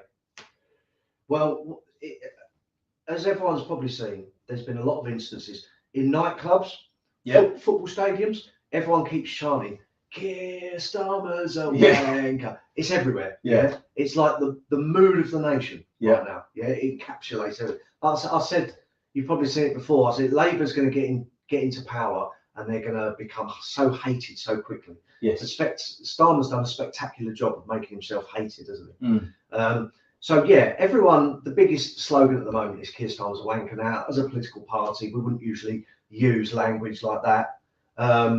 But it's the mood of the nation. It is captured at the moment. It is. So we've started off with a big 40-foot banner with Keir Starmer as a wanker on it. Yeah. We took it to Downing Street, we took it to Parliament, and we took it up on motorway bridges just around the corner from here, the M25 junctions and that. And it's just mega support, huge support. So then we decided we'll put it on the side of our battle buses. Yeah. So we put it on the side of our battle buses, and I think the first thing we did was we was invited by a local community campaign. Do you know the Cresta Court in Altrincham up in Manchester? There's a lot. It's a famous local community campaign. There's a migrant hotel there. They said, "Come along, bring it along." Campaign in Altrincham. Yeah. So we took it there, massive support, and then the police swooped on us, and they kept us there for 3 hours. I saw the video. They literally one of the old bill cars parked right in front of your van, like that, in the middle of the road. And then they had about two right vans turning up, wasn't it? Yeah. Yeah, it was crazy. And then they were trying to keep you there because they wanted to try and do you on something like a vehicle fault, like they would have kept the traffic flow down. They're all female police officers, and they're all about 19 years old. And it was like incredible because they didn't know what they was doing. They was completely out of their depth. And then if one of them said, "Britain First, you've got Britain First on the side, and that's a prescribed terrorist organisation." She was like, "What?" Britain First is a political party registered with the Election Commission. Go away and check. So she came back, and she obviously checked, and she probably was a bit embarrassed. And then they tried to say, "Well, you're risking arrest under Section 5 of the Public Order Act because that's to do with antisocial behaviour in public." What? Yeah, so we said, okay. I said, "Look, all right, arrest me." And everyone can go and watch the videos. I said, "Arrest me then." "Well, we don't want to arrest you today, so if you can take the banners down, we'd be pleased with that." I said, "I'm not taking them down. If I've done something wrong, you arrest me." And then they said, and then they changed their tune again. They said, Police Reform Act 2002. They said Section 59 is antisocial behaviour in a vehicle, gives them the power to seize it. Now, it was brought in, originally for boy racers when they're being a nuisance. Yeah. And we'll just take your car off you for a couple of days. Yeah. So it was never intended to be for political parties. Yeah. So at the end, after 3 hours, they let us go and they gave us a Section 59 warning. And the warning's in place for 12 months. So they said, if you do it again with those banners, we're going to seize the vehicle. So it was like, well, sod you. So a couple of days later, Labour Party conference in Liverpool, and I was in Manchester. Thought we can't miss this. We will take the Britain First battle bus with Keir Starmer as a wanker to the Labour Party conference in Liverpool. Yeah. So we took it through Liverpool. Everyone was like laughing. Everyone thought it was brilliant. And then we went outside the conference. The police pulled us over, and they said, "Right, we're seizing the vehicle." I was like, well, we expected that, to be honest. And what we did was we played it blindly because we changed the music to Benny Hill music. Oh, right, yeah. We changed it to Benny Hill music. So while the police were like inspecting the vehicle, looking at the tires, there's Benny Hill music playing. It just made them look ridiculous, made them look stupid. And it was like there was proper extreme leftists, like anarchists, coming up to us. They dress a certain way, didn't they? Like, and they're always masked up. The anarchist type. Are they masked up? A lot of them masked up. No, this guy was. He looked like punk. He had blue hair and all that. But he came over and said, I support Corbyn. Corbyn, I don't support Britain First, but this banner is spot on. So that's it. Keir Starmer's hated on the left and the right of politics. Yeah. So they seized the battle bus, and we emailed my insurance, driving license, logbook, all that to Operation Tango at Merseyside Police. Half hour later, they give us an email. It's been released. You can come pick it up. So we went there, picked it up. A couple of days later, we had the Tory Party conference in Manchester. We thought, right, let's go and do it outside there. So the people of Manchester thought it's hilarious, brilliant, loads of support. And then the police pulled us over. They said, this time we're seizing it under the Road Traffic Act. And they keep jumping from one law to another because they don't know what they're doing. They're desperate. They're trying to find some way. Now, bear in mind, it says Keir Starmer. So we're checking the treads of your tyre, trying to do you on your tyres. I saw the video. I mean, the thing is, like, we're not stupid. We know that when we take battle buses out, everything has to be perfect because we're going to get pulled. Yeah. So, you know, they check the windscreen wipers, the you know, when the water comes out, the sprayers. Yeah. They check the what's it called? The indicators, the treads on the tyres. Check everything every time. Pathetic. Comes back, taxed, MOT, insured, can't do shit. But they seized it under the Road Traffic Act because they questioned the insurance. The insurance was fine. We've been using that insurance company for about 3 years now. We've been pulled time and time again, over and over and over. They've always let us go. The insurance is sufficient. And this is a prime example of wasting the waste of police time. Like, they could be out there catching rapists, doing proper policing when they're wasting their resources on seizing a battle bus because it's got a banner in there saying that the PM's a wanker. Yeah. And the thing is, like, public order offences, if I saw you in public and called you a wanker, then you could say, I've been caused alarm, harassment and distress, and I'll probably get nicked for it, yeah? That would never even enter my mind. I'm saying I'd just be like, oh, fuck off, mate. If you was a weak lefty, like, you could say, Paul Golding called me a wanker, and I could get arrested for that. But you can't get arrested for calling the Prime Minister a wanker. No. There's no law that says you can't do that. And bear in mind, this is politically motivated. I'm sure we all agree with that. Yeah. Bear in mind, a couple of years back, during the EU kerfuffle and all that saga, there was a coach that went around the country, a big yellow coach with bollocks to Brexit on the side of it. That never got harassed. That gets seized? No. Never got stopped. No. So that's the two-tier coming in again. Right now, as we're talking, there's, do you know that horrible wretch Bonnie Blue? She's don't get me started. She's touring the country in a big blue vehicle. I think it's a minibus. It's called the Bang Bus. It's got on the side Bang Bus. She stops. She has sex with loads of men and then drives off. Right? That's fine. That's not public indecency. But God forbid you should call Keir Starmer a wanker. They'll come down and you're like a ton of bricks. They impounded it.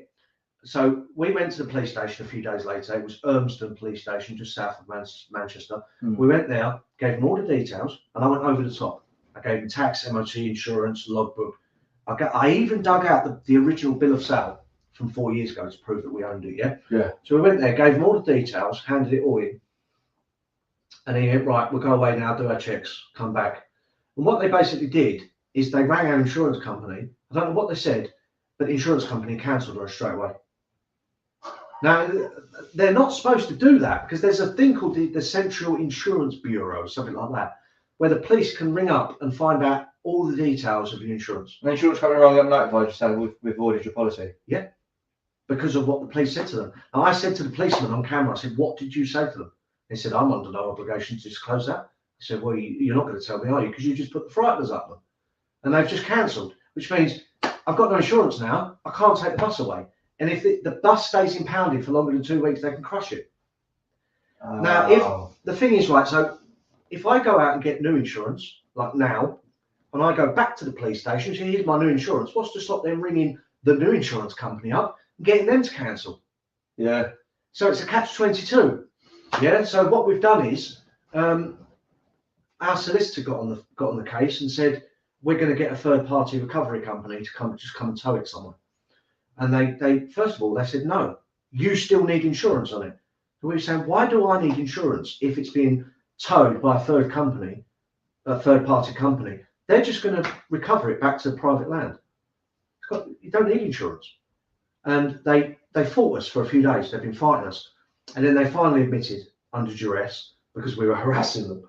Basically, yes, but we need, this is what they said, we need the recovery company, meaning their insurance, and the driving license of the driver up front before we can release it. Now, luckily enough, I found a company in Manchester that deals a lot with police seizures. So they know the score. So they've sent their insurance and their driving license of the driver to Operation Wolverine in Greater Manchester Police. That was 2 days ago. We haven't received a response yet. Oh, so we're being effed around from pillar to post. Just obstruction. And I don't know how the law said, but next Monday, if we don't get it out by next Monday, as far as I know, the law, they can crush it. But what can we do? If they crush it, we'll take legal action against them to recover costs, damages, because this is all bullshit. This doesn't happen to any other political party. This has never happened to a politician. They're just twisting every law they can. Do you think they're doing it just because obviously you're a right-wing party and they don't like the fact that you're obviously, do you know what I mean? Obviously we're, you know, all of us are against Starmer and the Labour government. We want the Labour government out. We want him boosted out of power. Yeah. And we want a proper party that's going to be put in place that's going to be for the British people and that's going to be anti-illegal immigration. They're going to literally scribble out that technicality, remove the ECHR if they want to get into specifics, and literally then there you go. It's all problem sorted. I've always said the Royal Navy should be deployed in the Channel as a deterrent, because if they did that, I've always said that if the Royal Navy got deployed, I mean, I had a chat with Van Minute about this, and I said, mate, I don't know why the Royal Navy isn't even being deployed in the English Channel. It's common sense. That's what the Navy exists for. That is what you call common sense. Do you know what I mean? That is primarily their job. Their job is to defend our waters, right? So they're not being allowed to carry out their job. How must they feel? Do you know what I mean? Being in the Navy right now, when they're thinking, I'm in the Royal Navy, and do you know what I mean? You know, our job is to defend our waters, right? And we've got all these illegal migrants coming over, right? But we're not being allowed to be to do our job correctly. You see, this is all politically motivated because the Police Reform Act, when they seized the vehicle outside the Labour conference, it was under the Police Reform Act, Section 59. Yeah. Right. So every law's got loads of sections. So Section 59 says the police can seize the vehicle if it's used in antisocial behaviour. But it's got a caveat. It's the number 8. If you go and look at it, number 8 says this section can only be used if Section 60 is in force. So if you fast forward to Section 16 and go and read it, it's all about the Home Secretary. Yeah. So basically, the police have to speak to the Home Secretary and ask her, is this classed as antisocial? It's got to be her call. Who's the Home Secretary at the moment? Shabana Mahmood, Muslim extremist, pro-Palestine. So the police had to ring her up, essentially. This is why I think they kept us there for 3 hours the first time. They had to ring her up and say, we got your backing here. What they're doing, is this classed as antisocial behaviour? And she's obviously said yes. So you've got Keir Starmer's right-hand woman authorising the seizure of a rival political party's campaign vehicle because it called him a wanker. In a way, this is something you couldn't make it out. But in a way, that Shabana, I can't even pronounce her name. Shabana Mahmood, right? In a way, she's more or less said in fewer words, you know, if you don't agree with me, then you're racist. Yeah.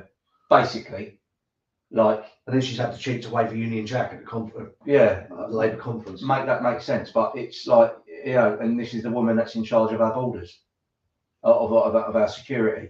She's pro-Palestine and she's got a history of pro-Pally, extreme left-wing politics. Do you ever think that there's ever going to be an end to this pro-Palestinian crap that's constantly on the streets day in, day out? Well, free Palestine, all this lot. I think it's funny now because like they've all been shouting, haven't they, for years, stop the genocide, ceasefire. They've got a ceasefire now, and they're thinking we're not going to be able to go out protesting, virtue signalling anymore. So what do we do now? Oh, let's talk about we're going to carry on protesting until we have liberation. And so you got hundreds of thousands of these. Yeah, but Paul, I've said this when I was live streaming for about an hour and 45 minutes when I was down in Trafalgar the other day, and I was at this illegal demo that was taking place. Right. I said, was that Palestine Action? Palestine Action, right? Prescribed terrorist organisation, right? I said that, you know, I'm not being funny. With all due respect, if these people, I mean, you've even got this is what's so shameful as well. You've even got British people, right? You've even got British people that are there, like going, oh, free Palestine, because they're brainwashed all these brainwashed lefties. And do you know what I mean? I witnessed a mother with her child on her shoulders shouting free Palestine. The kid was about 10, a British kid of 10, right? And everyone was clapping him. They were like, you had the Palestinian, you had all the Palestine supporters clapping, you know, the old age pensioners that were getting lifted by the old bill and taken out and getting removed from the demo, right? They were clapping them, calling them heroes. You're a hero. You're a hero. Like, sorry, what? Hero's a very, very, very heavy word to use. Like, I mean, in my eyes, a hero, right, I would class a hero as, you know, a soldier that lost his life for his sacrificed his life for his country in World War II in defending our country, right, against the Germans, right? That is what you call a hero, right? But in their mind, a hero is an old age pensioner getting lifted out by the Met Police because, you know, they were there in support of their prescribed terrorist organisation. Yes, and taking in part of their illegal demo that shouldn't have been taking place that day. Well, they can, you know, what they're going to protest for now. They've run out of steam, haven't they? They've got what they wanted. You know, all those protests, they wanted a ceasefire. They've got a ceasefire now, thanks to Donald Trump. What are they going to do? They're still out there protesting because they're virtue signaling. They're not protesting, they're virtue signaling. They don't give a shit about Palestine. What they're saying, every time they go out, it makes them feel good because they think that they're showing the world how virtuous they are. Oh, 100%. And that's where we get this virtue signaling. But I've said this as well. I've said it time and time again. If you are that concerned about Palestine, buy a plane ticket, jump on a plane, and fuck off over there and go and help them. Precisely. If you're that passionate about Palestine. At least marching up and down, disturbing everyday normal British people that just want to go about their lives and, do you know what I mean, peacefully, and just want to get to work, right? But you're up and down just causing all this drama and that, like waving the Palestine flag and just causing aggro, being hostile, showing complete hostility towards normal members of the public, right? You know, I mean, I was there and I literally, there was a Palestine Action supporter there. Couldn't see her, like literally had scarves wrapped 4 or 5 times around her face. Couldn't see what she looked like, right? Probably about 6 meters away from the woman. Yeah. I was talking to, you know, the Uncensored Patriots and all the community and out on the live stream, you know, replying to the comments in the comment section on X. and literally I was about 6 meters away from this woman. And she was literally staring me out, just stood there, like stopped dead in her tracks, staring me out, right? And I was literally like, I was being polite as pie to everyone. I weren't being antagonistic to no one. I just wanted to, you know, document live what was going on that day, right, from both sides of the fence, so people could gather a perspective of what was actually happening on the ground. And then she was standing there, giving me daggers and that, and I looked at her and I turned around and she was like, "Can you go away, please?" And I was like, "Sorry, what?" She's like, "Can I go away? I'm not even near you, mate. I'm 6 meters away. Why are you telling me to go away from? I'm not even in your space." Like, do you know what I mean? Like, what do you know what I mean? These are the people that I was coming into contact with, right? As well as, you know, them, you know, holding up a bloody banner saying abolish terror laws. That is just beyond that. Why do they want that? What, so they can harm us and not get done for it? Exactly. Why do we allow this in our country? It goes back to remigration. I would gladly remigrate all of these Hamas supporters in this country, all of them. Boom, see, I would agree with that. I would 100% agree with that. We'll remigrate them straight back to Gaza.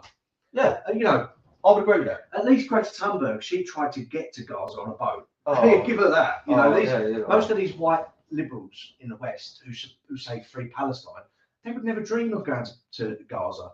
Yeah. You know, even to support them or anything at all. They would never dream of it. No. They're there just a virtue signal to say, look how virtuous I am. Look what a do-gooder I am. Look how great I am because I'm doing this. This is the latest thing. But they fail to remember. If they were to even go, like, if these brainwashed British, if you've got the section of the brainwashed British, right, that are all like proper far left and proper like, oh my God, like the purple hair, you know, oh yeah, free Palestine, all this lot, our country is so terrible for what it's done to all these other countries and like whatever, right? You just come across as very anti-British, right? In my eyes. They don't realise if they went over to Gaza, right? They'd have a field day with them. They would. Do you know what I mean? They'd be in a world of pain. Yeah. Like the people that they'd be dealing with out there are real threat. They are proper extremists in every sense of the word. In every sense of the word. Ideologically, ideology. I can't even get the word out. There's not much.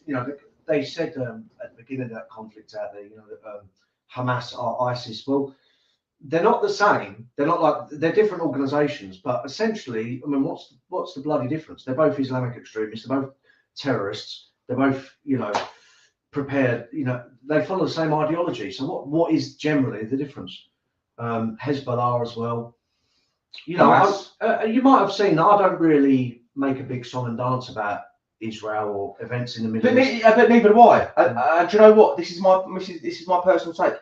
Okay, look. Yes, it is sad, right? Yes, it's sad what happened on October.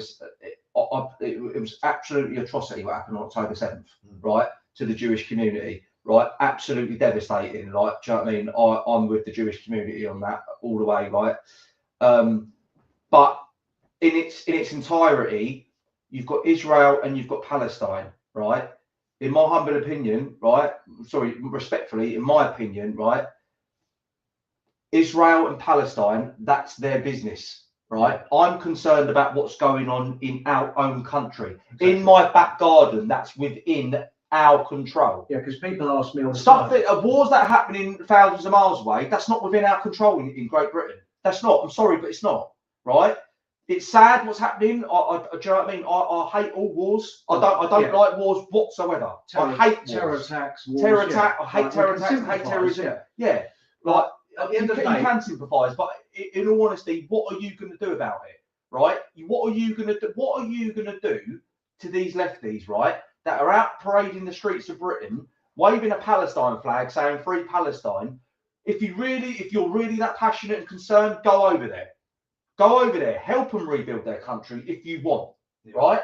But in all honesty, I'm concerned about the national security of our own country. What's happening in the United Kingdom, right? Up and down, Scotland, right down, to the very south of England, right? That's what I'm interested in. I'm concerned about what's within our own control, right? The government should be concentrating, should be focused on its own country.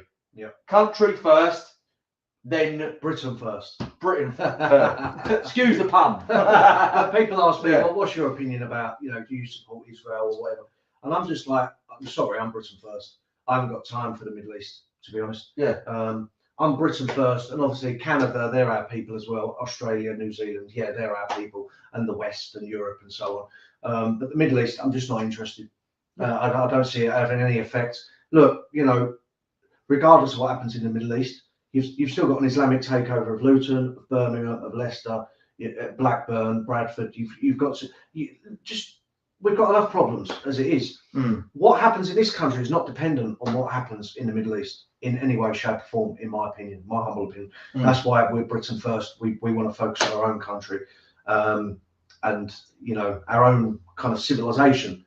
Like, we create Canada, we create America as well. There's like 50 million people in America of British origin. I class them as just as British as me. So if you look at our civilization, the British civilization, Canada, Australia, New Zealand, and the Americans as well of British origin, they're my priority. This is my people. Our people across the world is my priority. And then obviously the wider West. But what happens in the Middle East, I'm just simply not interested. Because we've already got Islamic extremism on the streets of Britain. Yeah.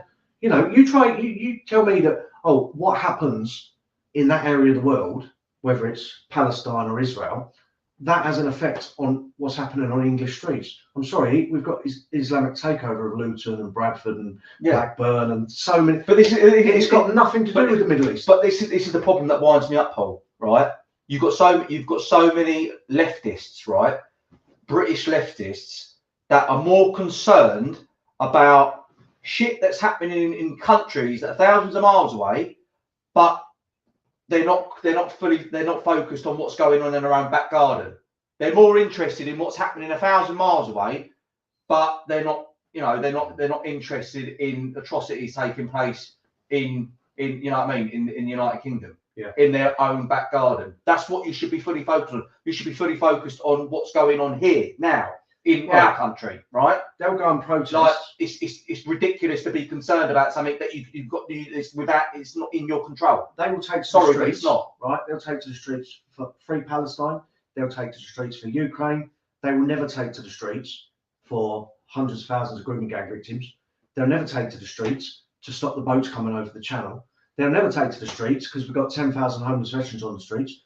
Because they don't give a shit about our own people. And this is what differentiates what you could say the right and the left. The right's all about our own people, and the left is all about foreign interests, everything's about foreign. Everything's other countries before their own country. Yeah, because they think that if you care about your own country, that's nationalism, that's right-wing extremism, can't do that, that's racist. But that's just bullshit, you know. Well, no, because I can break that down a little bit.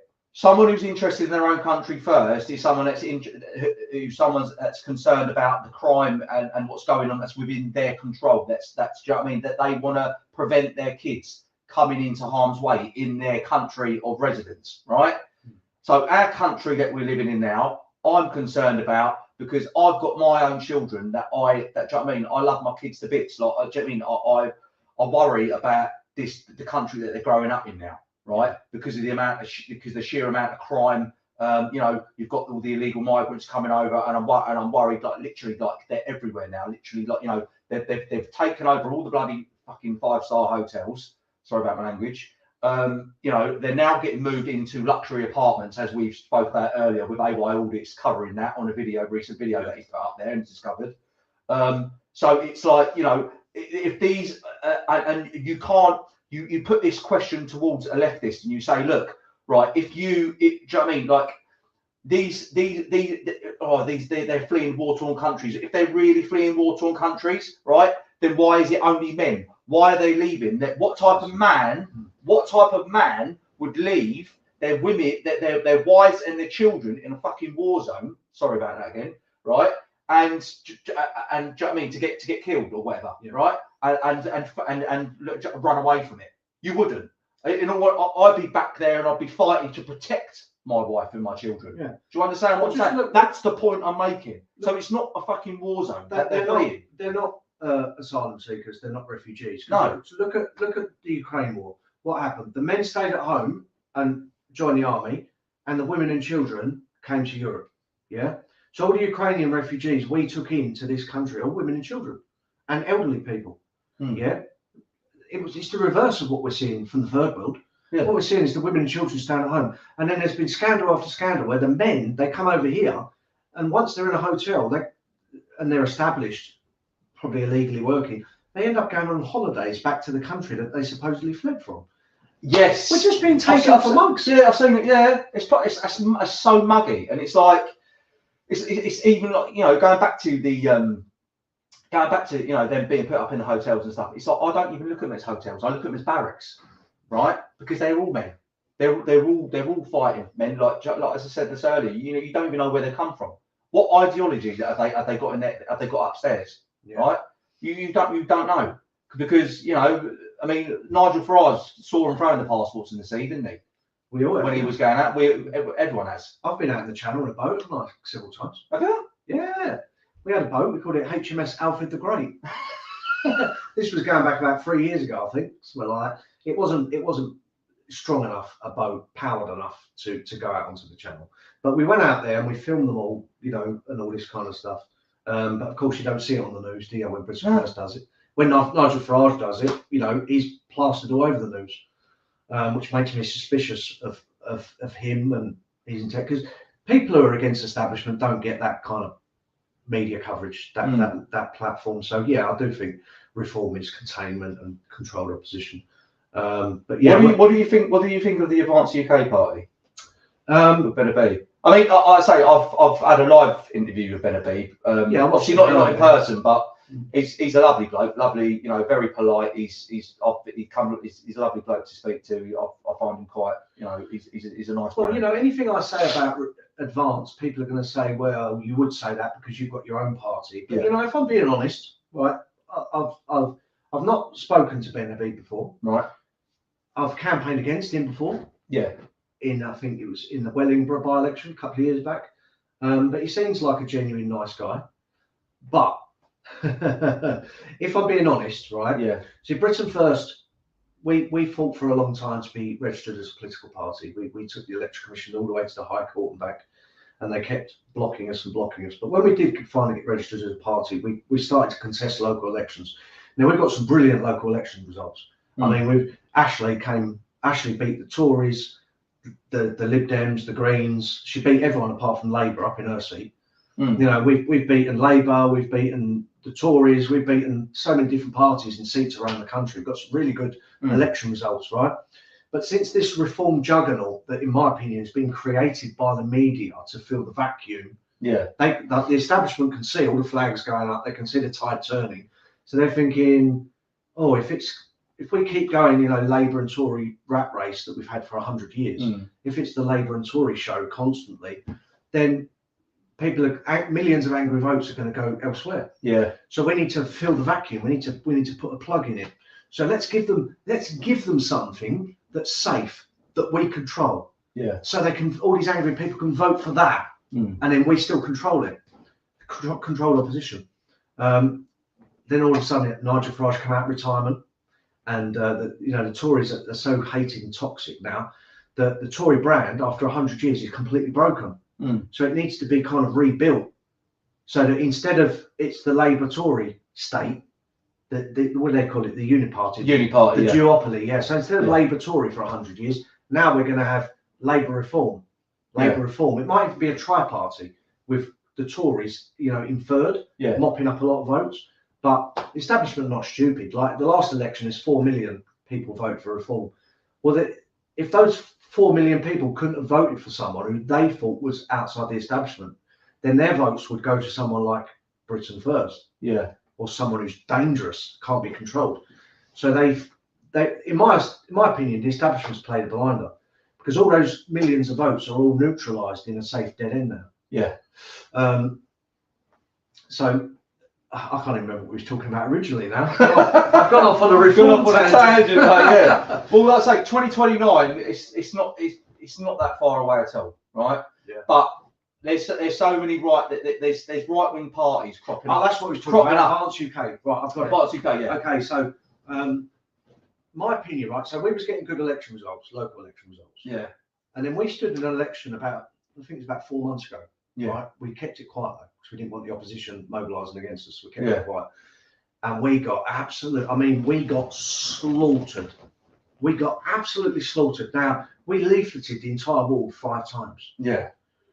We sent a postal pack to every postal voter like 2 months before the election. You know, the postal votes. Yeah. We put in a hell of a campaign. I mean, we put a lot of effort into it. And we got annihilated. And everyone voted for reform.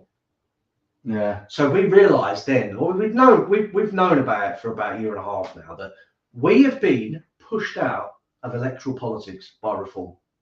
The media are like just giving them a platform. I mean, could you imagine me or Tommy being given our own show on TV? No. Like Farage and Richard Tyson, like constant. Like Farage has been on Question Time like 12 times in the last 20 years. At the moment, for figures like you and Tommy, it's always going to be online. Exactly. So what you're telling me, Nigel Farage is a crusader against the establishment, but he's being put on a massive platform and boosted by the establishment. No, he's controlled opposition. So we've known now for about 1.5 years that we're not going to get anywhere in elections. And this little by-election at council level about 4 months ago proved it. We got 20 votes out of 1,500, and we run the best campaign by far. So it was an abnormally bad showing, and basically Reform didn't even campaign. Reform done nothing and came second. Yeah. Labour clinched it. But we think what I think is going to happen is, whether it's Britain First or Advance or anyone else, we're shut out of politics. Everyone in this country who's remotely, even a smidgen, patriotic are going to vote Reform. And Advance UK, what's going to happen is they might have 30,000 members or whatever, but they're going to contest maybe a parliamentary by-election or local council elections over the next couple of years. Yeah. And they're going to get annihilated.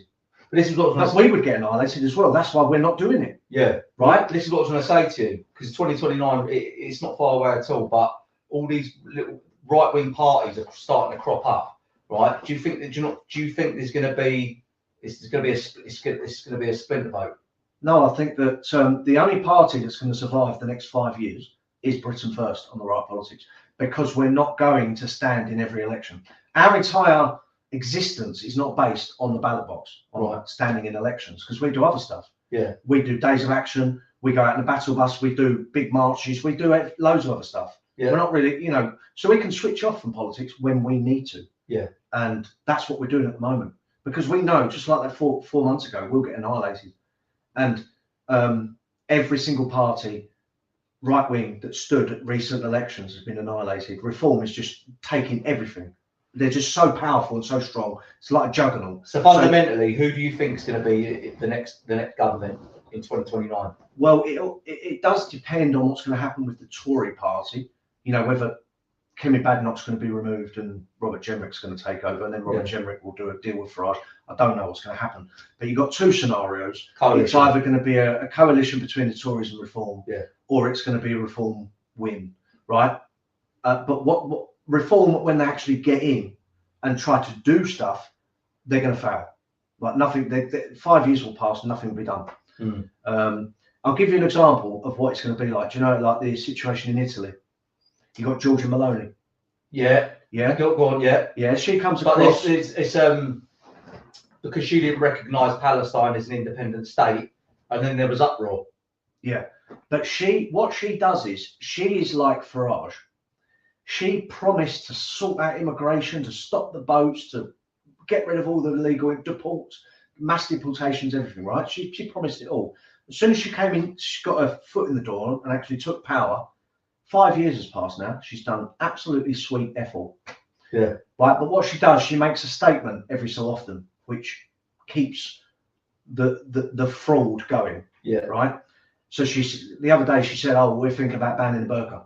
She won't do it, but she's saying we're thinking about banning the burqa. So she comes across, she presents herself as a right-wing patriotic type, but she's got power. She's dipping her toes in the water to see what reaction she'll get. But she's done nothing.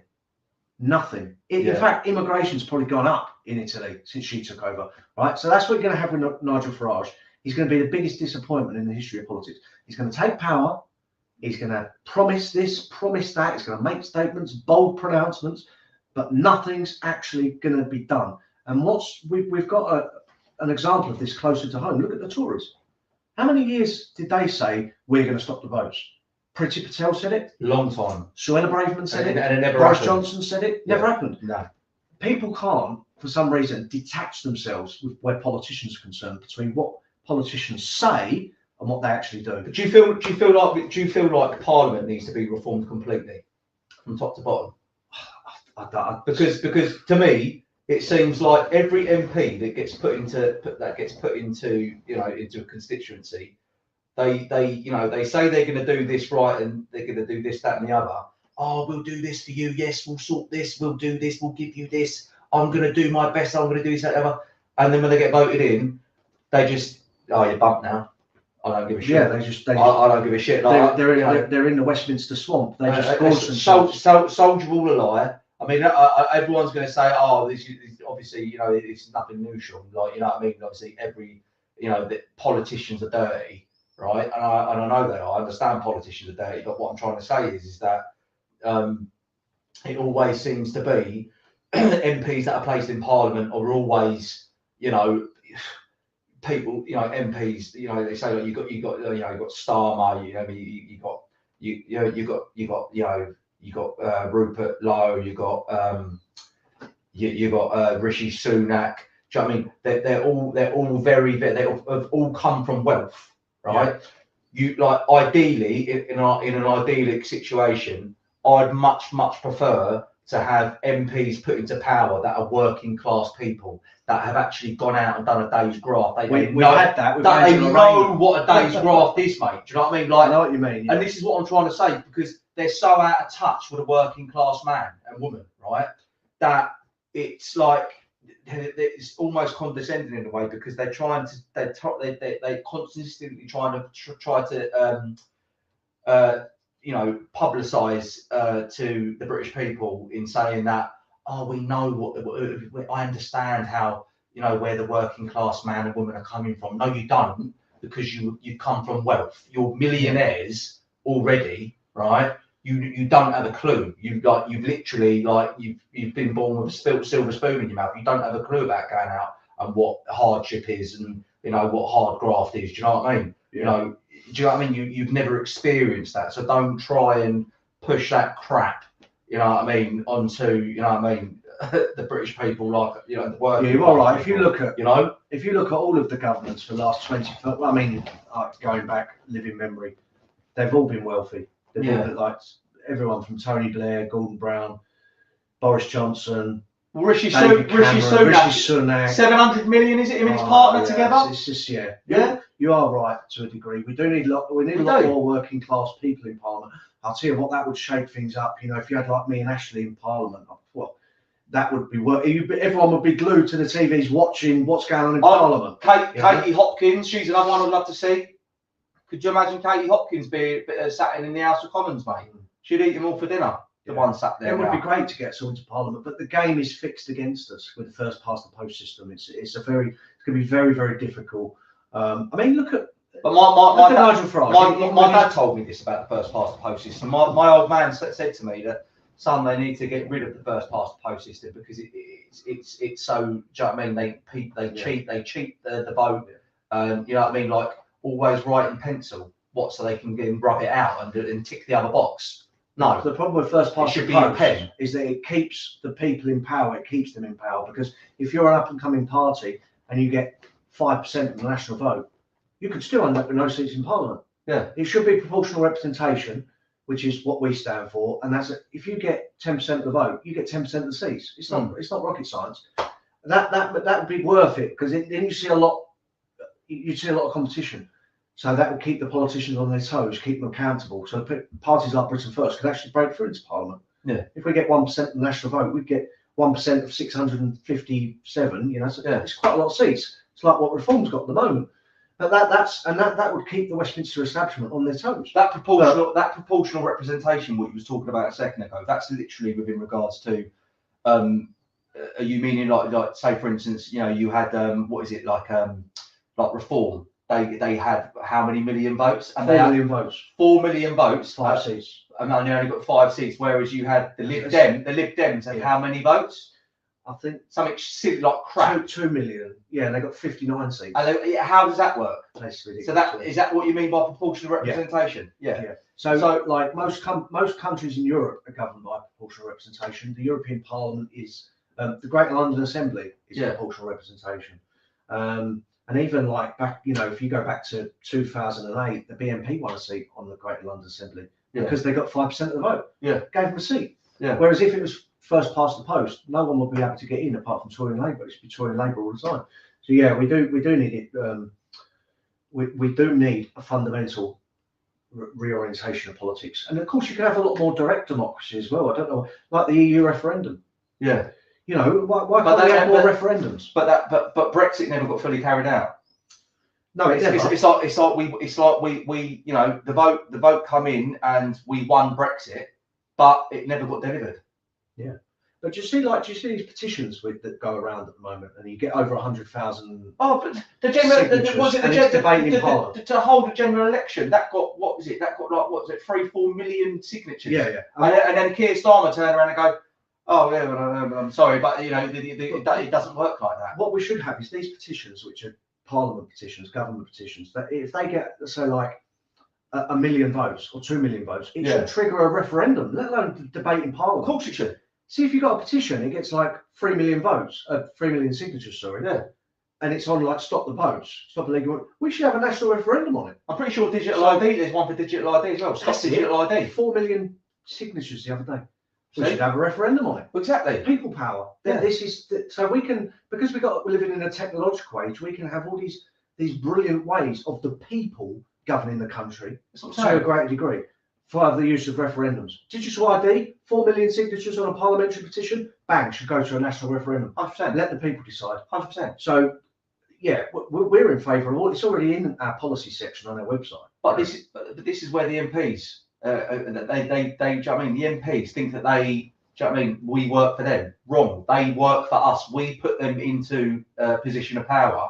They should be working for the people, by the people, but they're not. Yeah. They're literally shunting us to the side, and they're filling their back pockets with Yeah. dodgy deals, lobbying their interests with other countries. If you look at historical parallels, the fall of the Roman Republic when it became an empire, became with an emperor, but that was the Senate. You could say is like our Parliament, and it just became an out of touch elite of self-serving politicians, Yeah. who just ended up wrecking the country, Yeah. and they ended up getting overthrown, and that's the problem. We've got this parasitical political elite. Do you think Like the government? Westminster. Do you think the government could be overthrown?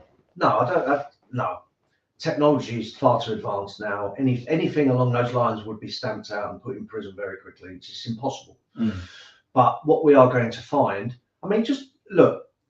I keep saying the tide is turning. But what would it take? We've got. But what would it take? Let me give you an example, right? We're in a situation now where for the first time in 100 years, now I think it's false. I think reforms, containment or control opposition. But just look at it logically. The first time in over 100 years, a new party is on the verge of winning a general election. That's unparalleled. That shows you how close we are to a real revolution in this. And I mean, when I say revolution, I don't mean violently. I mean a change, genuine change of some sort. Yeah. We're this close to it because reform have come out of nowhere and they're looking at winning a general election. Now, whether you agree with them or not, I don't, but it doesn't matter. They are a new party and they're about to win power. Yeah. That's a massive earthquake, right? So they're breaking up the old system that the establishment used to control the population for 100 years, where it was, Labour were elected, then the Tories were elected, then Labour, and it was like musical chairs. Yeah. That's already being broken down. Things are changing so much. I mean, did you see our last march in Manchester a few months back? No, I've seen seen highlights. videos I've seen of it? highlights. Yeah. See all the flags, thousands of people with I've flags. seen it. Yeah. Look at Tommy's turnout the other day in the millions. I know. Like, it's changing. And the mainstream media tried to downplay the number of how many Patriots actually rocked up in London.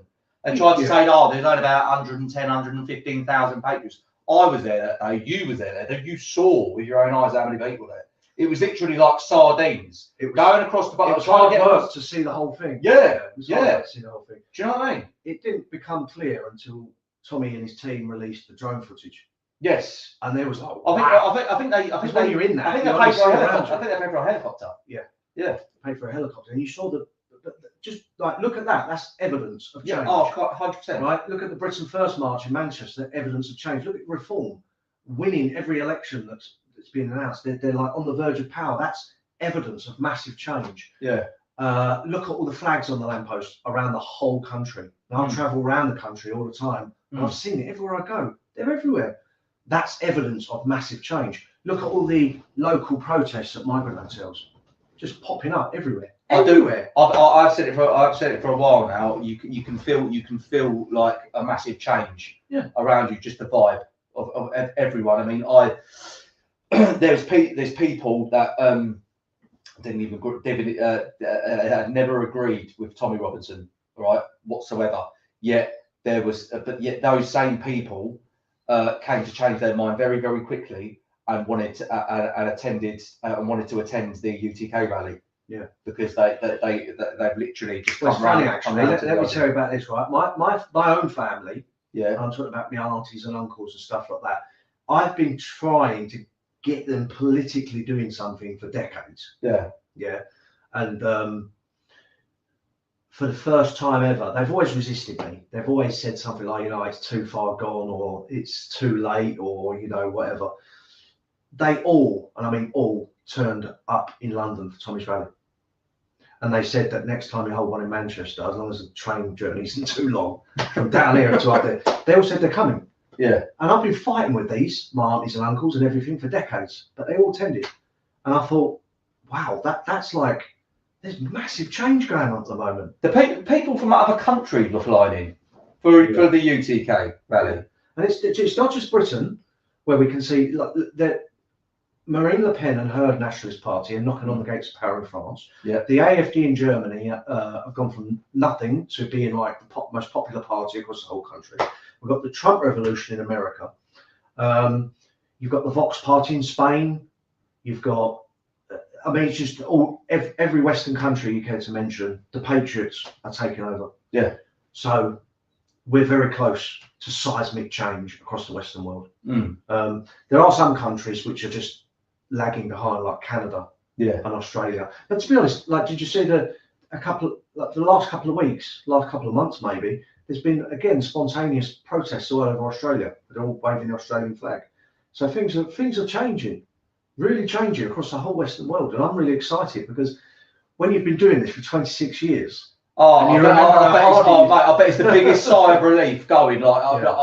Yes. Can you imagine how hard it was back in the year 2000? Yeah. Oh, yeah. When London was 85% white, and you were trying to warn everyone, and they just didn't understand. Yeah. They didn't understand what was coming, and he was trying to warn them, and they just were a blank. But now people can see it, and they're feeling it as well, and they're suffering because of it. So yeah, we're on the verge of massive change. Oh, 100%. I'm going to say, we're going to go to some of the questions. Let's quickly say, we've got over 3,000 people watching. So we've got a large number of people here. So we're going to go, right, if you've got any questions in it, right, so, right, hang on, Sandy. Yep, he was right. We need to root out the corruption and the influence of unelected civil servants, NGOs in our politics. Yvonne, every 5 years the government changes, the civil servants and NGOs don't change, neither does their agenda. Yeah, spot on. Yeah. Labour are going to tighten the screws on the British people. More and more things will start to break down.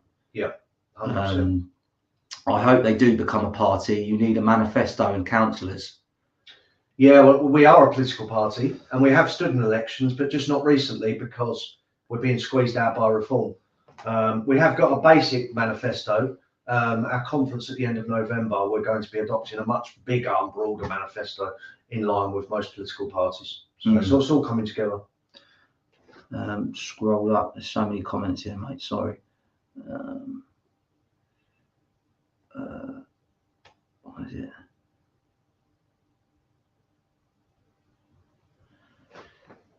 Where are we? Right, we need to... Guys, if you've got any questions, because there's literally... Yeah, they're comments, aren't they, rather than questions? The comments are literally... there's hundreds and hundreds and hundreds of comments in here. I need... if you guys want to put some questions to now, yeah, put them through now, and I can read them out to Paul. Hang on. To Paul, great job on chasing Anjem Chowdhury back in the day. A vile piece of shit. We ambushed him outside his house and he fled for his life. It's great times. Does Paul ever see himself bringing Tommy in with him? Oh, that's an awkward... Tommy's his own man, and I'm, and I'm my own man. I know you had your differences back in the day, long time but ago. now it's all rectified. And I mean, I did watch you've done a podcast together when you were sat in a kitchen somewhere. I don't know, I can't remember where that was. That was a few years ago. Yeah. Tommy's house. I think something to do with, I think his family house or something. But Tommy is his own man with his own movement, his own priorities, his own agenda. I said this earlier. Right? Yeah, and it's not what we want to build a political party, take power, and and Tommy is like a one-man tornado. Yeah. Whereas we want to build a movement. Yes. Like with branches everywhere and be nationwide, and be into politics and winning elections and stuff like that. But like we're friendly. The point that matters is we are friends. You know, and like you say, well, like I say, it wasn't always like that. Yeah, well, like I say, you're you obviously you like you're down the road where Britain First is a political party, right?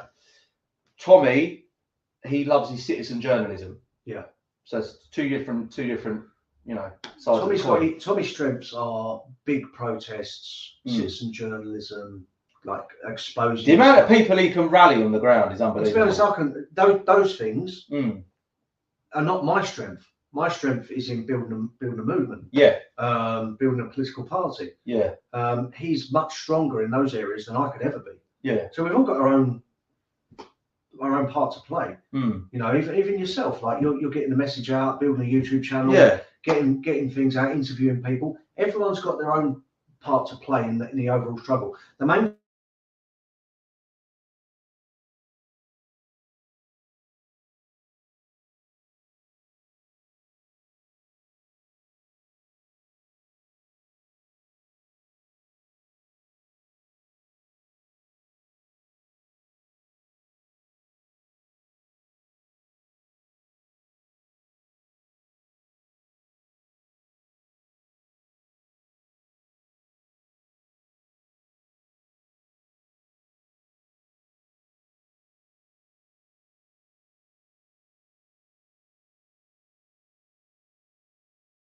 same straitjacket. I don't think that would end well, because if you look at the left, if I say to you the left, you've got the Liberal Democrats, you've got Labour, you've got the trade unions, you've got different things, they're all different individuals, different organisations, parties, movements, so but they're all pushing in the same direction, and so are we on our side of the fence. Well, we might be different, and I'm different to Tommy. I said earlier he's a bit more liberal than me, I would say, on a lot of issues.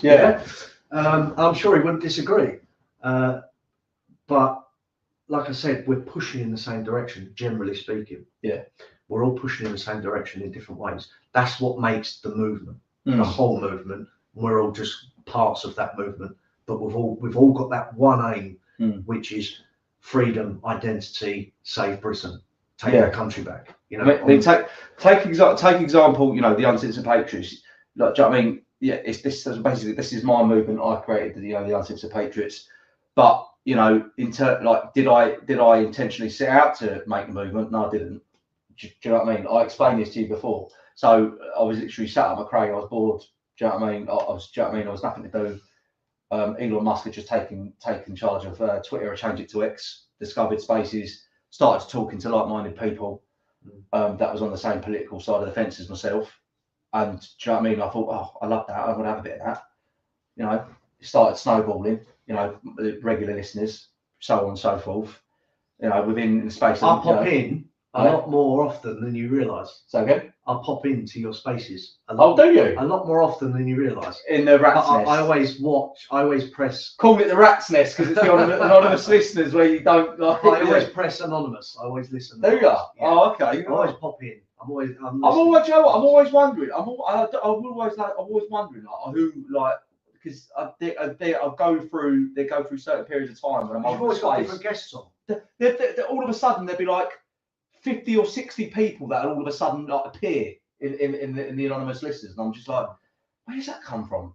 Do you know what I mean? I'm just sitting there thinking like, who's all these? I wonder who they are, but you're never going to know. You know, but it's just but like I say, with the Uncensored Patriots, it's like, you know, I didn't set out to make the movement at all. Like it's like, you know, and I'll say this first and foremost, you know, I literally, the spaces get run.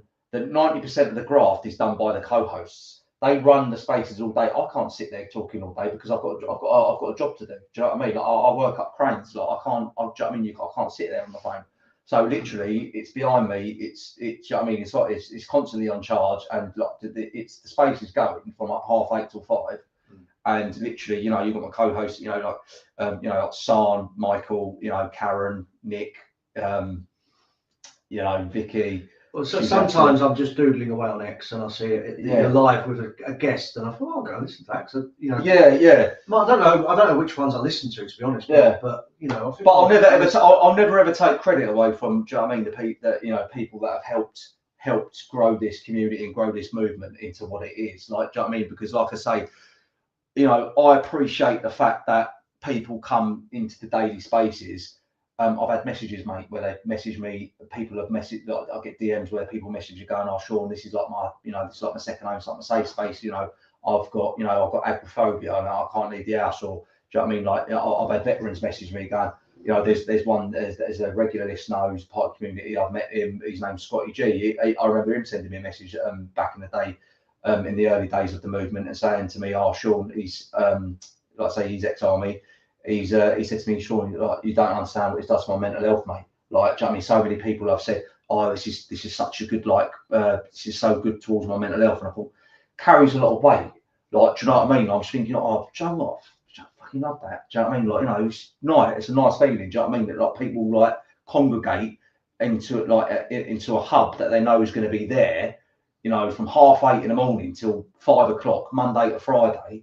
I mean, I don't talk much, but at the same time, it's sort of like, I've got a brilliant team around me that literally, keep the conversations going, and that could be, it could be dependent on whatever topic's going, whether it be, the shitstorm that Labour's cooking up at the minute, to Farage, to Starmer, to what's going, you know what I mean? It's just, it differentiates, but at the same time, it's like, it's good. It's a good feeling to know that I've so many people come to one place and they that they say to me, "Oh, this is like I feel like I'm a part of something here. Like I've made friends and all this." Yeah, stuff. absolutely. It's a worthwhile endeavour. Yeah. It's like it's not that like I've set out to intentionally to make this happen. It just sort of happened. Do you know what I mean? Yeah. So and then I just called it the Uncensored Patriots. Like.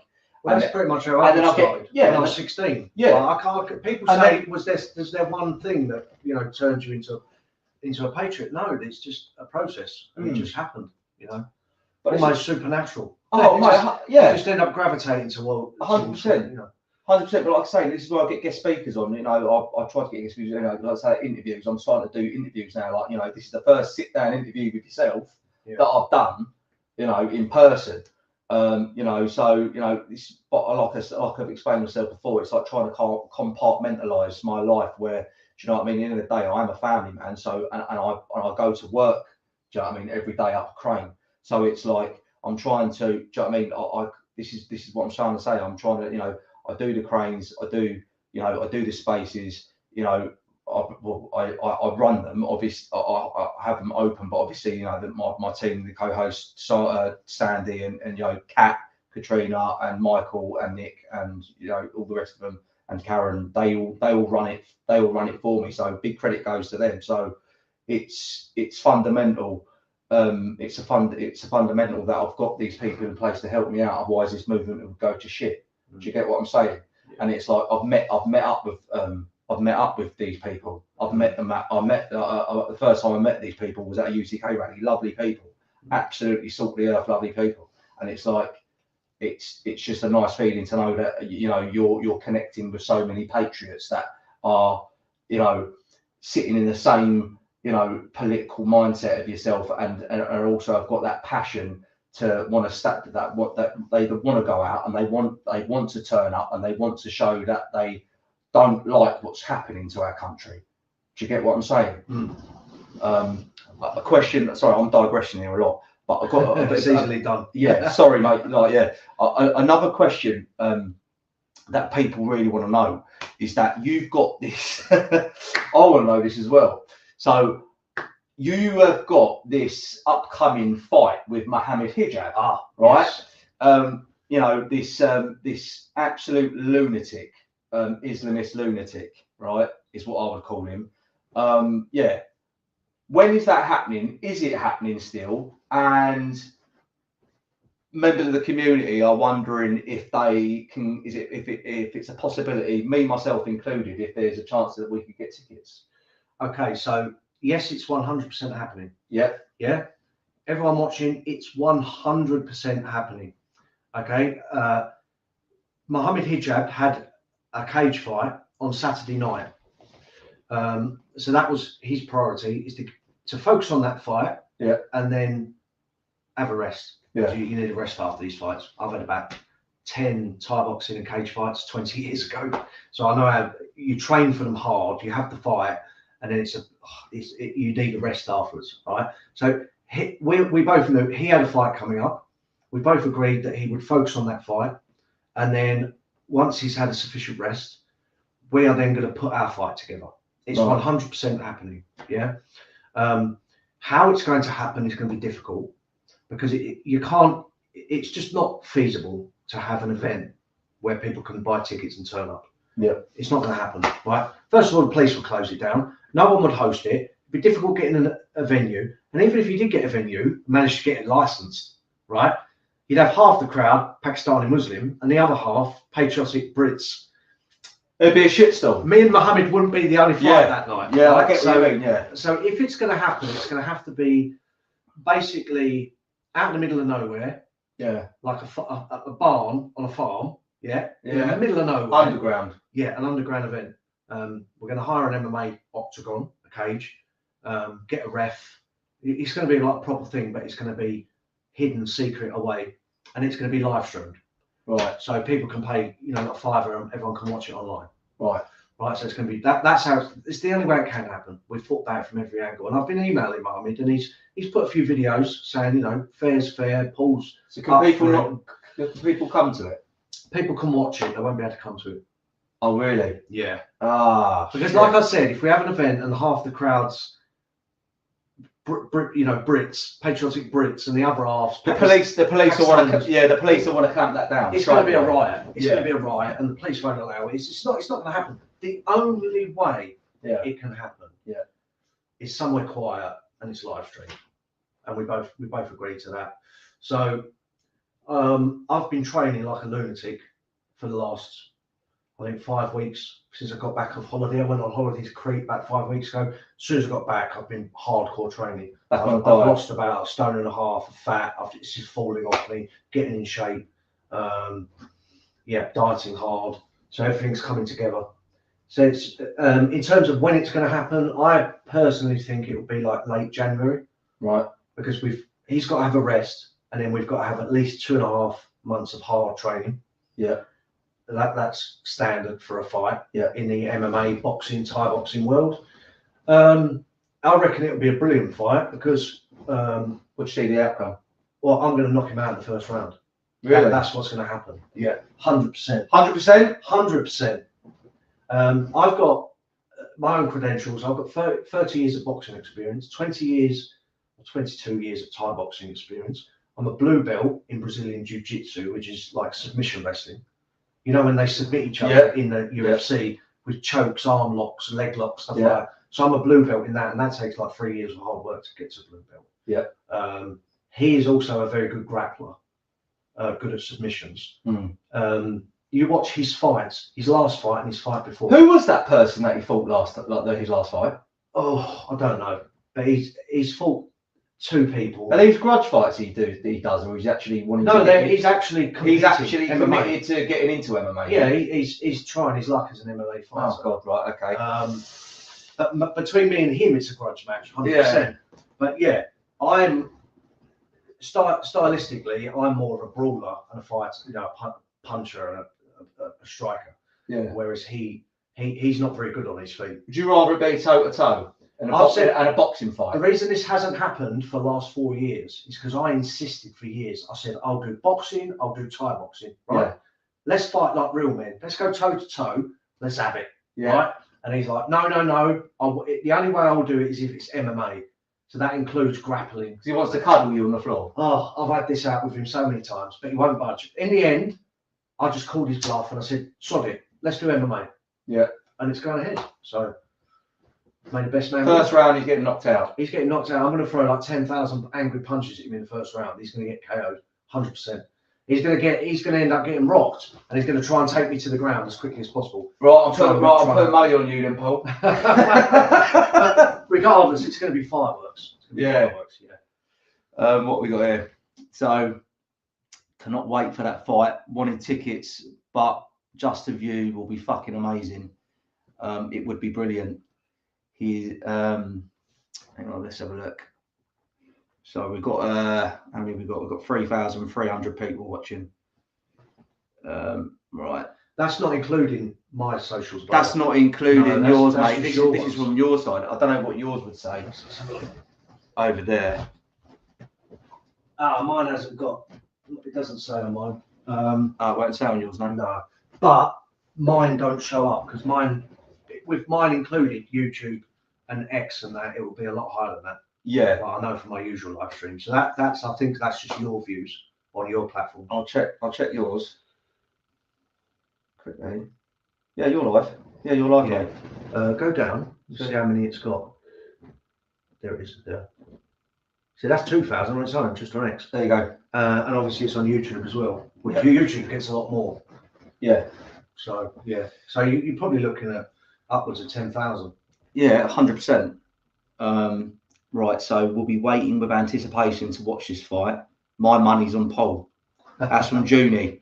Lovely woman, June. Junie. Ronnie Mack. Mohammed Hijab is getting sparked out. Where are we? So these comments just fly off the screen. It's so sensitive. Yeah, it's a difficult system to work with. Yeah. You just get comments, you just get screeds of them, one after the other. I am going to get through I'm going to take a couple more questions and then I think we're going to wrap it up. So, hang on. Hello, right. Hello, Paul. This is from Jason Rowe. I'm a big fan of yourself and Ashley, based in South Wales. Will you be having anyone running as a candidate, as you've got my vote? If not, who would you suggest I vote? I would never vote Labour. I wouldn't suggest people vote Labour. No, I mean, look, I'm being pragmatic here. I've explained a bit earlier, haven't I, the reason why Britain First is not really contesting elections at the moment, because we get trampled on by Reform. Reform have got all the momentum because they're promoted by the media, and we would get very low votes, which wouldn't help our momentum at all. In the absence of Britain First standing, I would say just vote with your heart. To be honest, you know, I hate to say it, but I'd even hazard saying, you know, vote Reform just to poke the Westminster swamp in the eye, even though I think that Nigel Farage is going to be the biggest letdown in history. You know, just have a look at the situation and vote how you need to vote or you want to vote. But like I say, it's not going to change anything, in my opinion. Not until we're on the ballot. Not until we're, you know, on the ballot all over the country and big enough and ugly enough and strong enough to really take on Westminster, which has been slightly postponed, in my opinion, because the media have promoted Reform into such a strong position. It's kind of derailed us politically a little bit. We're just going to have to wait for the bubble to burst. 100%. You've got Nelly UK here. Nelly UK has said, the tide is changing. People are awake. This period of time is a critical moment in British history, in European history, in Western history. Future generations will be taught about this period. We've already touched base on digital ID. So that, hang on. Z has a question, Sean. Right, who's Z? Cat, who's Z, mate?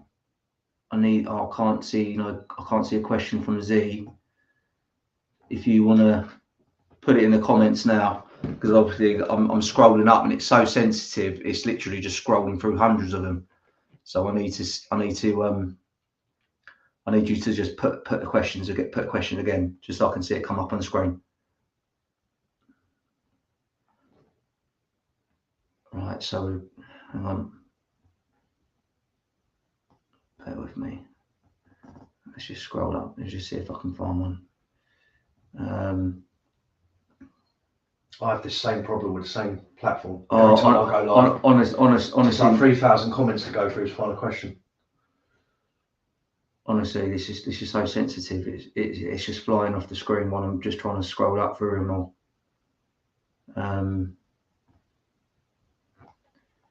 Right.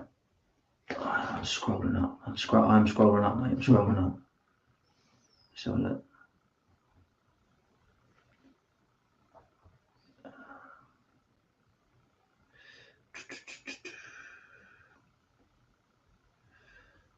Hello guys, I'm a new member. Right, Chris John. Hello guys, I'm a new member of Britain First, but the fire is lit. I know you are ready for number 10, but would you ever consider an advanced UK partnership? Well, that's a difficult one. You know, Britain First, I mean, Britain First itself has been around for 14 years. And obviously I've been around for 26 years, and I've seen so many parties and organisations and movements come and go, come and go, come and go. And the only constant really has been, for the last quarter of a century, has been like myself and Tommy Robinson. We're the only thing that's been there for a long time. Tommy's been around since, I think he first roughly got involved in like the old BNP in 2004. So that's 21 years, and I'm at 26 years. So, you know, when I see a new party come up, I don't really take much notice because they're a new party. I've seen it come and go so many times. I don't really read too much into it. We just have to see what happens because they are new. Yeah. We don't know what it's a blank. It's a blank sheet at the moment. We don't know how they're going to impress. They need to mature. Perform. They need to mature a bit first. They need to perform. They need to show that they can withstand. They can fight elections. They can hold protests. That they can weather the storm if they're persecuted.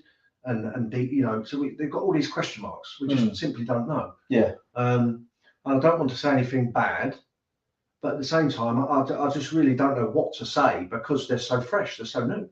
Yeah, that's a fair comment. It's hard to hold an opinion about something that's so new. No, that is a fair comment, though. You don't know what's going to happen. Yeah, that's fair enough, mate. So, here we go. Sorry. So this is the question from Z. So, question: hang on, 2 seconds. Just got outside again. It has, mate. Yeah. Question: if crunch can to the absolute what? And I'm trying to. Doesn't make sense in a minute. If crunch comes to the absolute crunch. All right. If crunch comes to the absolute crunch, which parties would you work with or go into coalition with? Any, if any. I mean, as in to get a right/nationalist government in. Well, I mean, you know, I'd work with most people on the right. To be fair, if it was to advance the cause, if it was to create a coalition government, if it was to benefit the country, I'd work with most people on the right. To be fair, it would take something quite major for me to say no. Yeah. You know what I mean? If it was best for the country and if it made sense at any given moment, if it meant we could seize power and then implement stuff, then yeah, I mean, I'd work with pretty much everyone.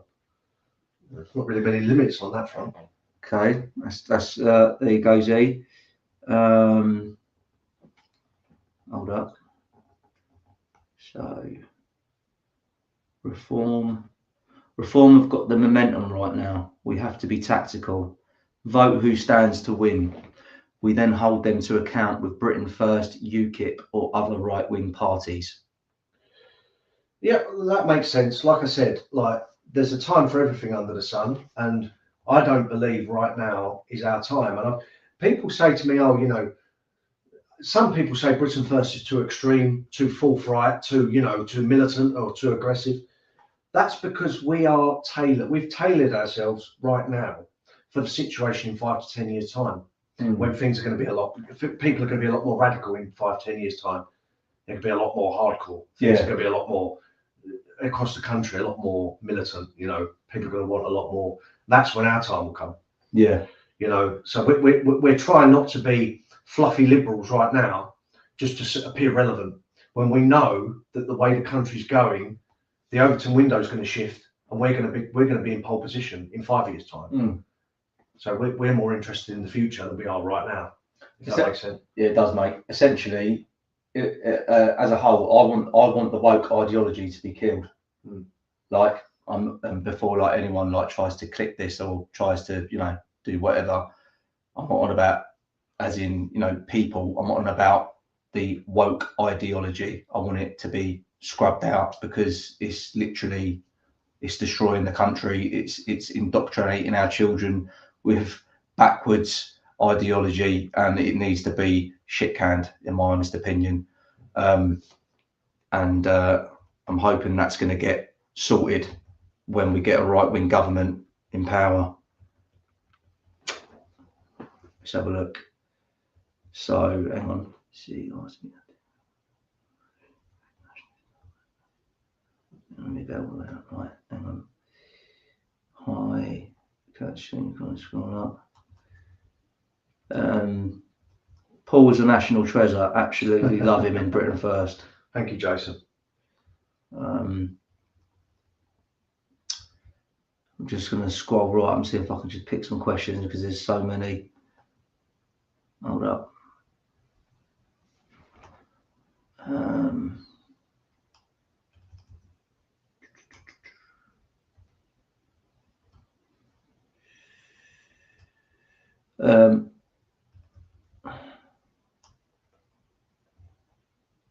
We want our country back. We want our country back. We want our country back. Don't we all, mate?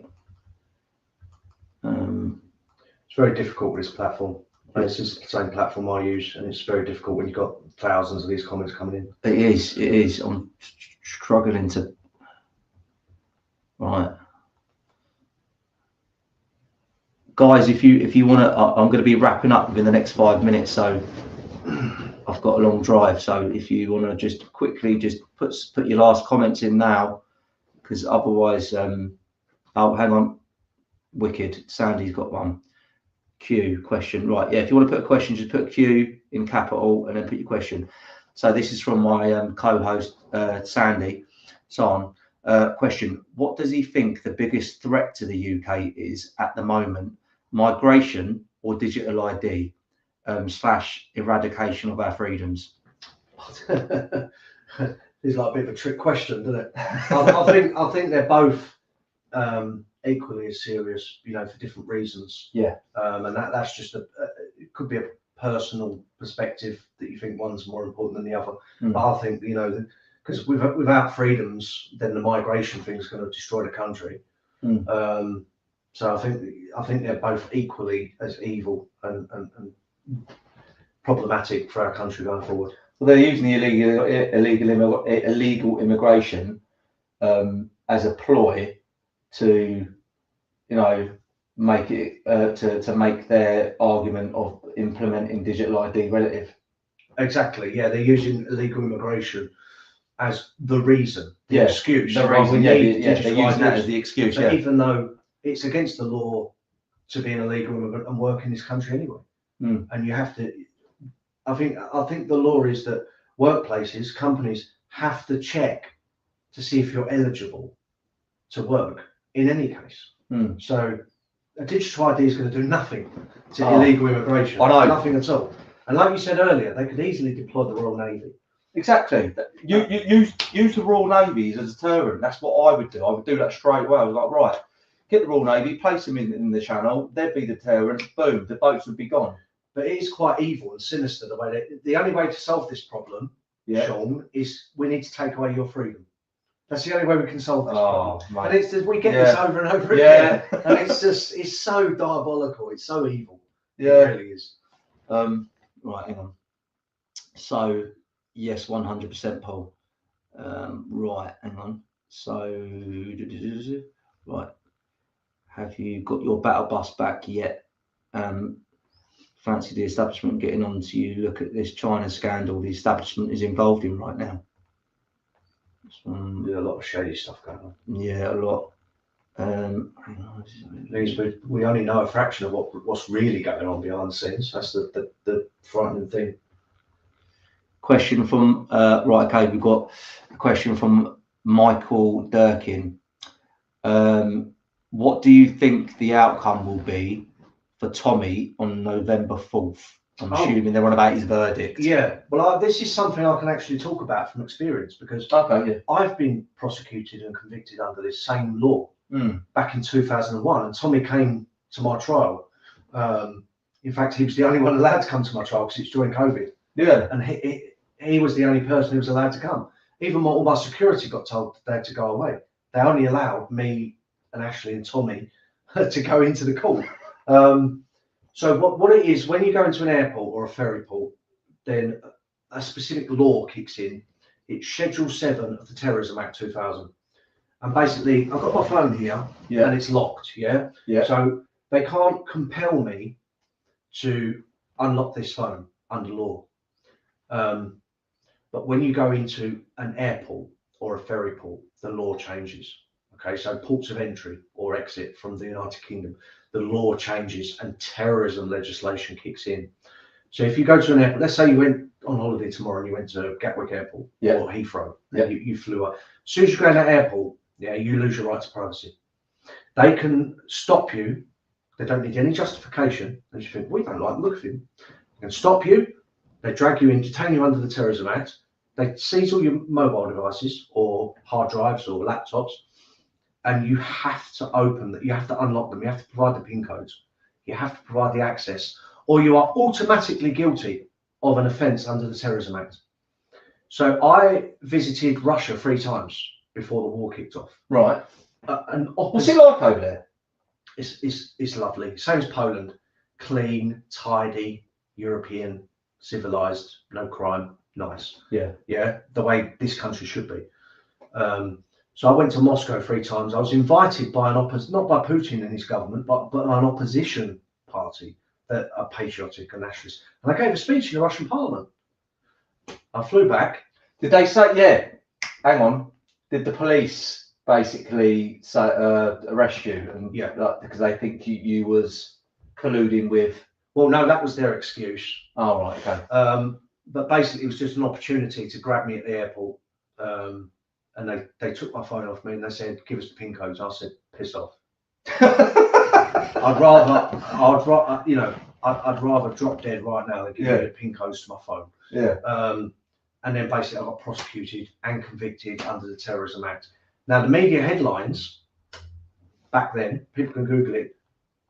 Britain First Leader Paul Golding convicted of terror offence, just because it was under the Terrorism Act. But it was just I refused to unlock my phone. See, when people hear under the Terrorism Act, exactly, people just think, oh, you're a terrorist, and that's why they just think bombs blowing up. Like, do you know what I mean? And one of the other, so another reason they do it is because the punishment. I don't think Tommy, unless things change, but see, when I was convicted, I got a fine and a discharge. So that's just a slap on the wrist. And all the Islamic extremists that have been pulled in under it, they get a slap on the wrist as well. So it's not particularly, it's not a particularly worrying crime to be convicted of. In terms of punishment, you don't get years in prison or anything like that. No one's ever been sent to prison for it. But I said to Tommy, I said, they might make an exception for you these days. So be prepared. But I think he'll definitely 100% be found guilty. The headlines will be... He will be found guilty? 100%. Because you have to be... You're guilty. A lot of people think that it's going to be thrown out. No. You're guilty the moment you say no. You're guilty. Automatically. It doesn't matter what the circumstances are. You're guilty. As soon as you say no, under this particular law, you're guilty. End of. So he will get found guilty. And he'll either go to prison for 6 weeks or he'll just get a slap on the wrist like I got. I got a slap on the wrist. But what the problem is with this particular law, it acts essentially like a travel ban. Right. So, but hang on. But the court hearing that he just had, the 2 days in court that he just recently had, the judge approved his travel plans to go to Israel. I know. So, but you will get found guilty because you are guilty the moment you say no. You've got no right to say no, so you're obstructing terrorist police by not giving them access. It's a real totalitarian law. Like George Galloway was pulled in using the same law the other day. He was travelling back from Russia via Turkey. He got pulled in and he said no. So now he's... What have you been in Russia for? Well, the thing is, it's just an excuse to raid your phone. Because you've got everything on your phone. You think about how much of your life is on your device. Oh, everything. Everything. Yeah. So they want access. They want to see where you're vulnerable. They want to download it all. They want to have it all in backup and reserve, and they want to go through it with fine tooth comb. And they just want to invade your privacy because it's very unsettling. Imagine if you lost your phone now, knowing that there's no PIN code on it, knowing that someone's going through it, your worst enemy. It's very, yeah, it's very unsettling, isn't it? Mate, they wouldn't find it that hard. My pass goes 1, 2, 3, 4. But the thing is as well is that once Tommy's convicted, yeah, he won't be able to go to America, Australia, Canada, New Zealand, and a lot of other countries, like loads of other countries. Because when they goes through passport control, it will flag up terrorism act conviction. Bang, you're blocked, you're barred. So one of the reasons I reckon they've done it is one, to see if he's daft enough to give him access to his phone, which he's not. But it's also to make sure that he can't travel to America and drum up support or funding. Canada, Australia, New Zealand. Remember, he went to Canada last year. Do you remember he got arrested over there? Yes. He done loads of rallies in Canada. Remember Rebel News and that. So that's all gone. Like, you can't do any. Forget all of that. You'd have to have a really friendly government like Israel to invite you in for you to travel abroad after that, because you've got. And every time you come back into the United Kingdom, since I was convicted in 2021, every single time I've come back in, even if I've just gone to Lanzarote for a holiday or Crete, they keep you waiting for like an hour and a half while they do advanced checks, and then they let you go. So it's for a number of reasons. It's to stop Tommy going to America and speaking at Republican meetings. Maybe that's what they're worried about. Maybe meeting with Elon Musk, something like that. You know, but he won't be able to get into America after this. Or Canada, Australia, New Zealand, and probably loads of other countries around the world as well. Because it just flags up straight away. Terrorism act conviction. Straight away. And then they'll stop you. Right, I think I'm going to wrap it up there. I've got a long time on the road, but listen, Paul, thank you so much for having me. A good nearly 3 hours. Nearly 3 hours, yeah. I need to get home to the missus and kids. Hang on. Yeah, my missus is worried about me. Already, she's asking where. Can I let her know if I'm all right? I'm all good, babe. If you're watching.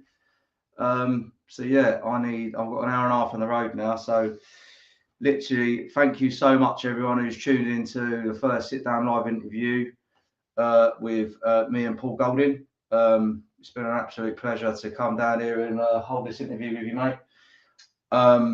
I hope everyone. It's been good to host you in my home. Yeah, thank you very much, mate. Welcome. Thank you very much. Thank you very much. Thank you so much for everyone for tuning in. As I say, I know. I didn't even realise the time. It's literally nearly almost 3 hours. But yeah, I need to get back on the road now, as I've got to get home to my family, and I've got work in the morning early. So thank you very much. And if you don't already, please subscribe to the official Uncensored Patriots YouTube channel. Like I say, I'm just an ordinary everyday bloke. Do you know what I mean? I do what I can when I can, in my spare time. Do you know what I mean? To bring more to the community and bring more to you lot, within regards to interviews and guest speakers and stuff as well. If you're not subscribed to the YouTube channel, it's there. Uncensored Patriots official YouTube channel. Subscribe to Paul, which is what's your username handle for YouTube?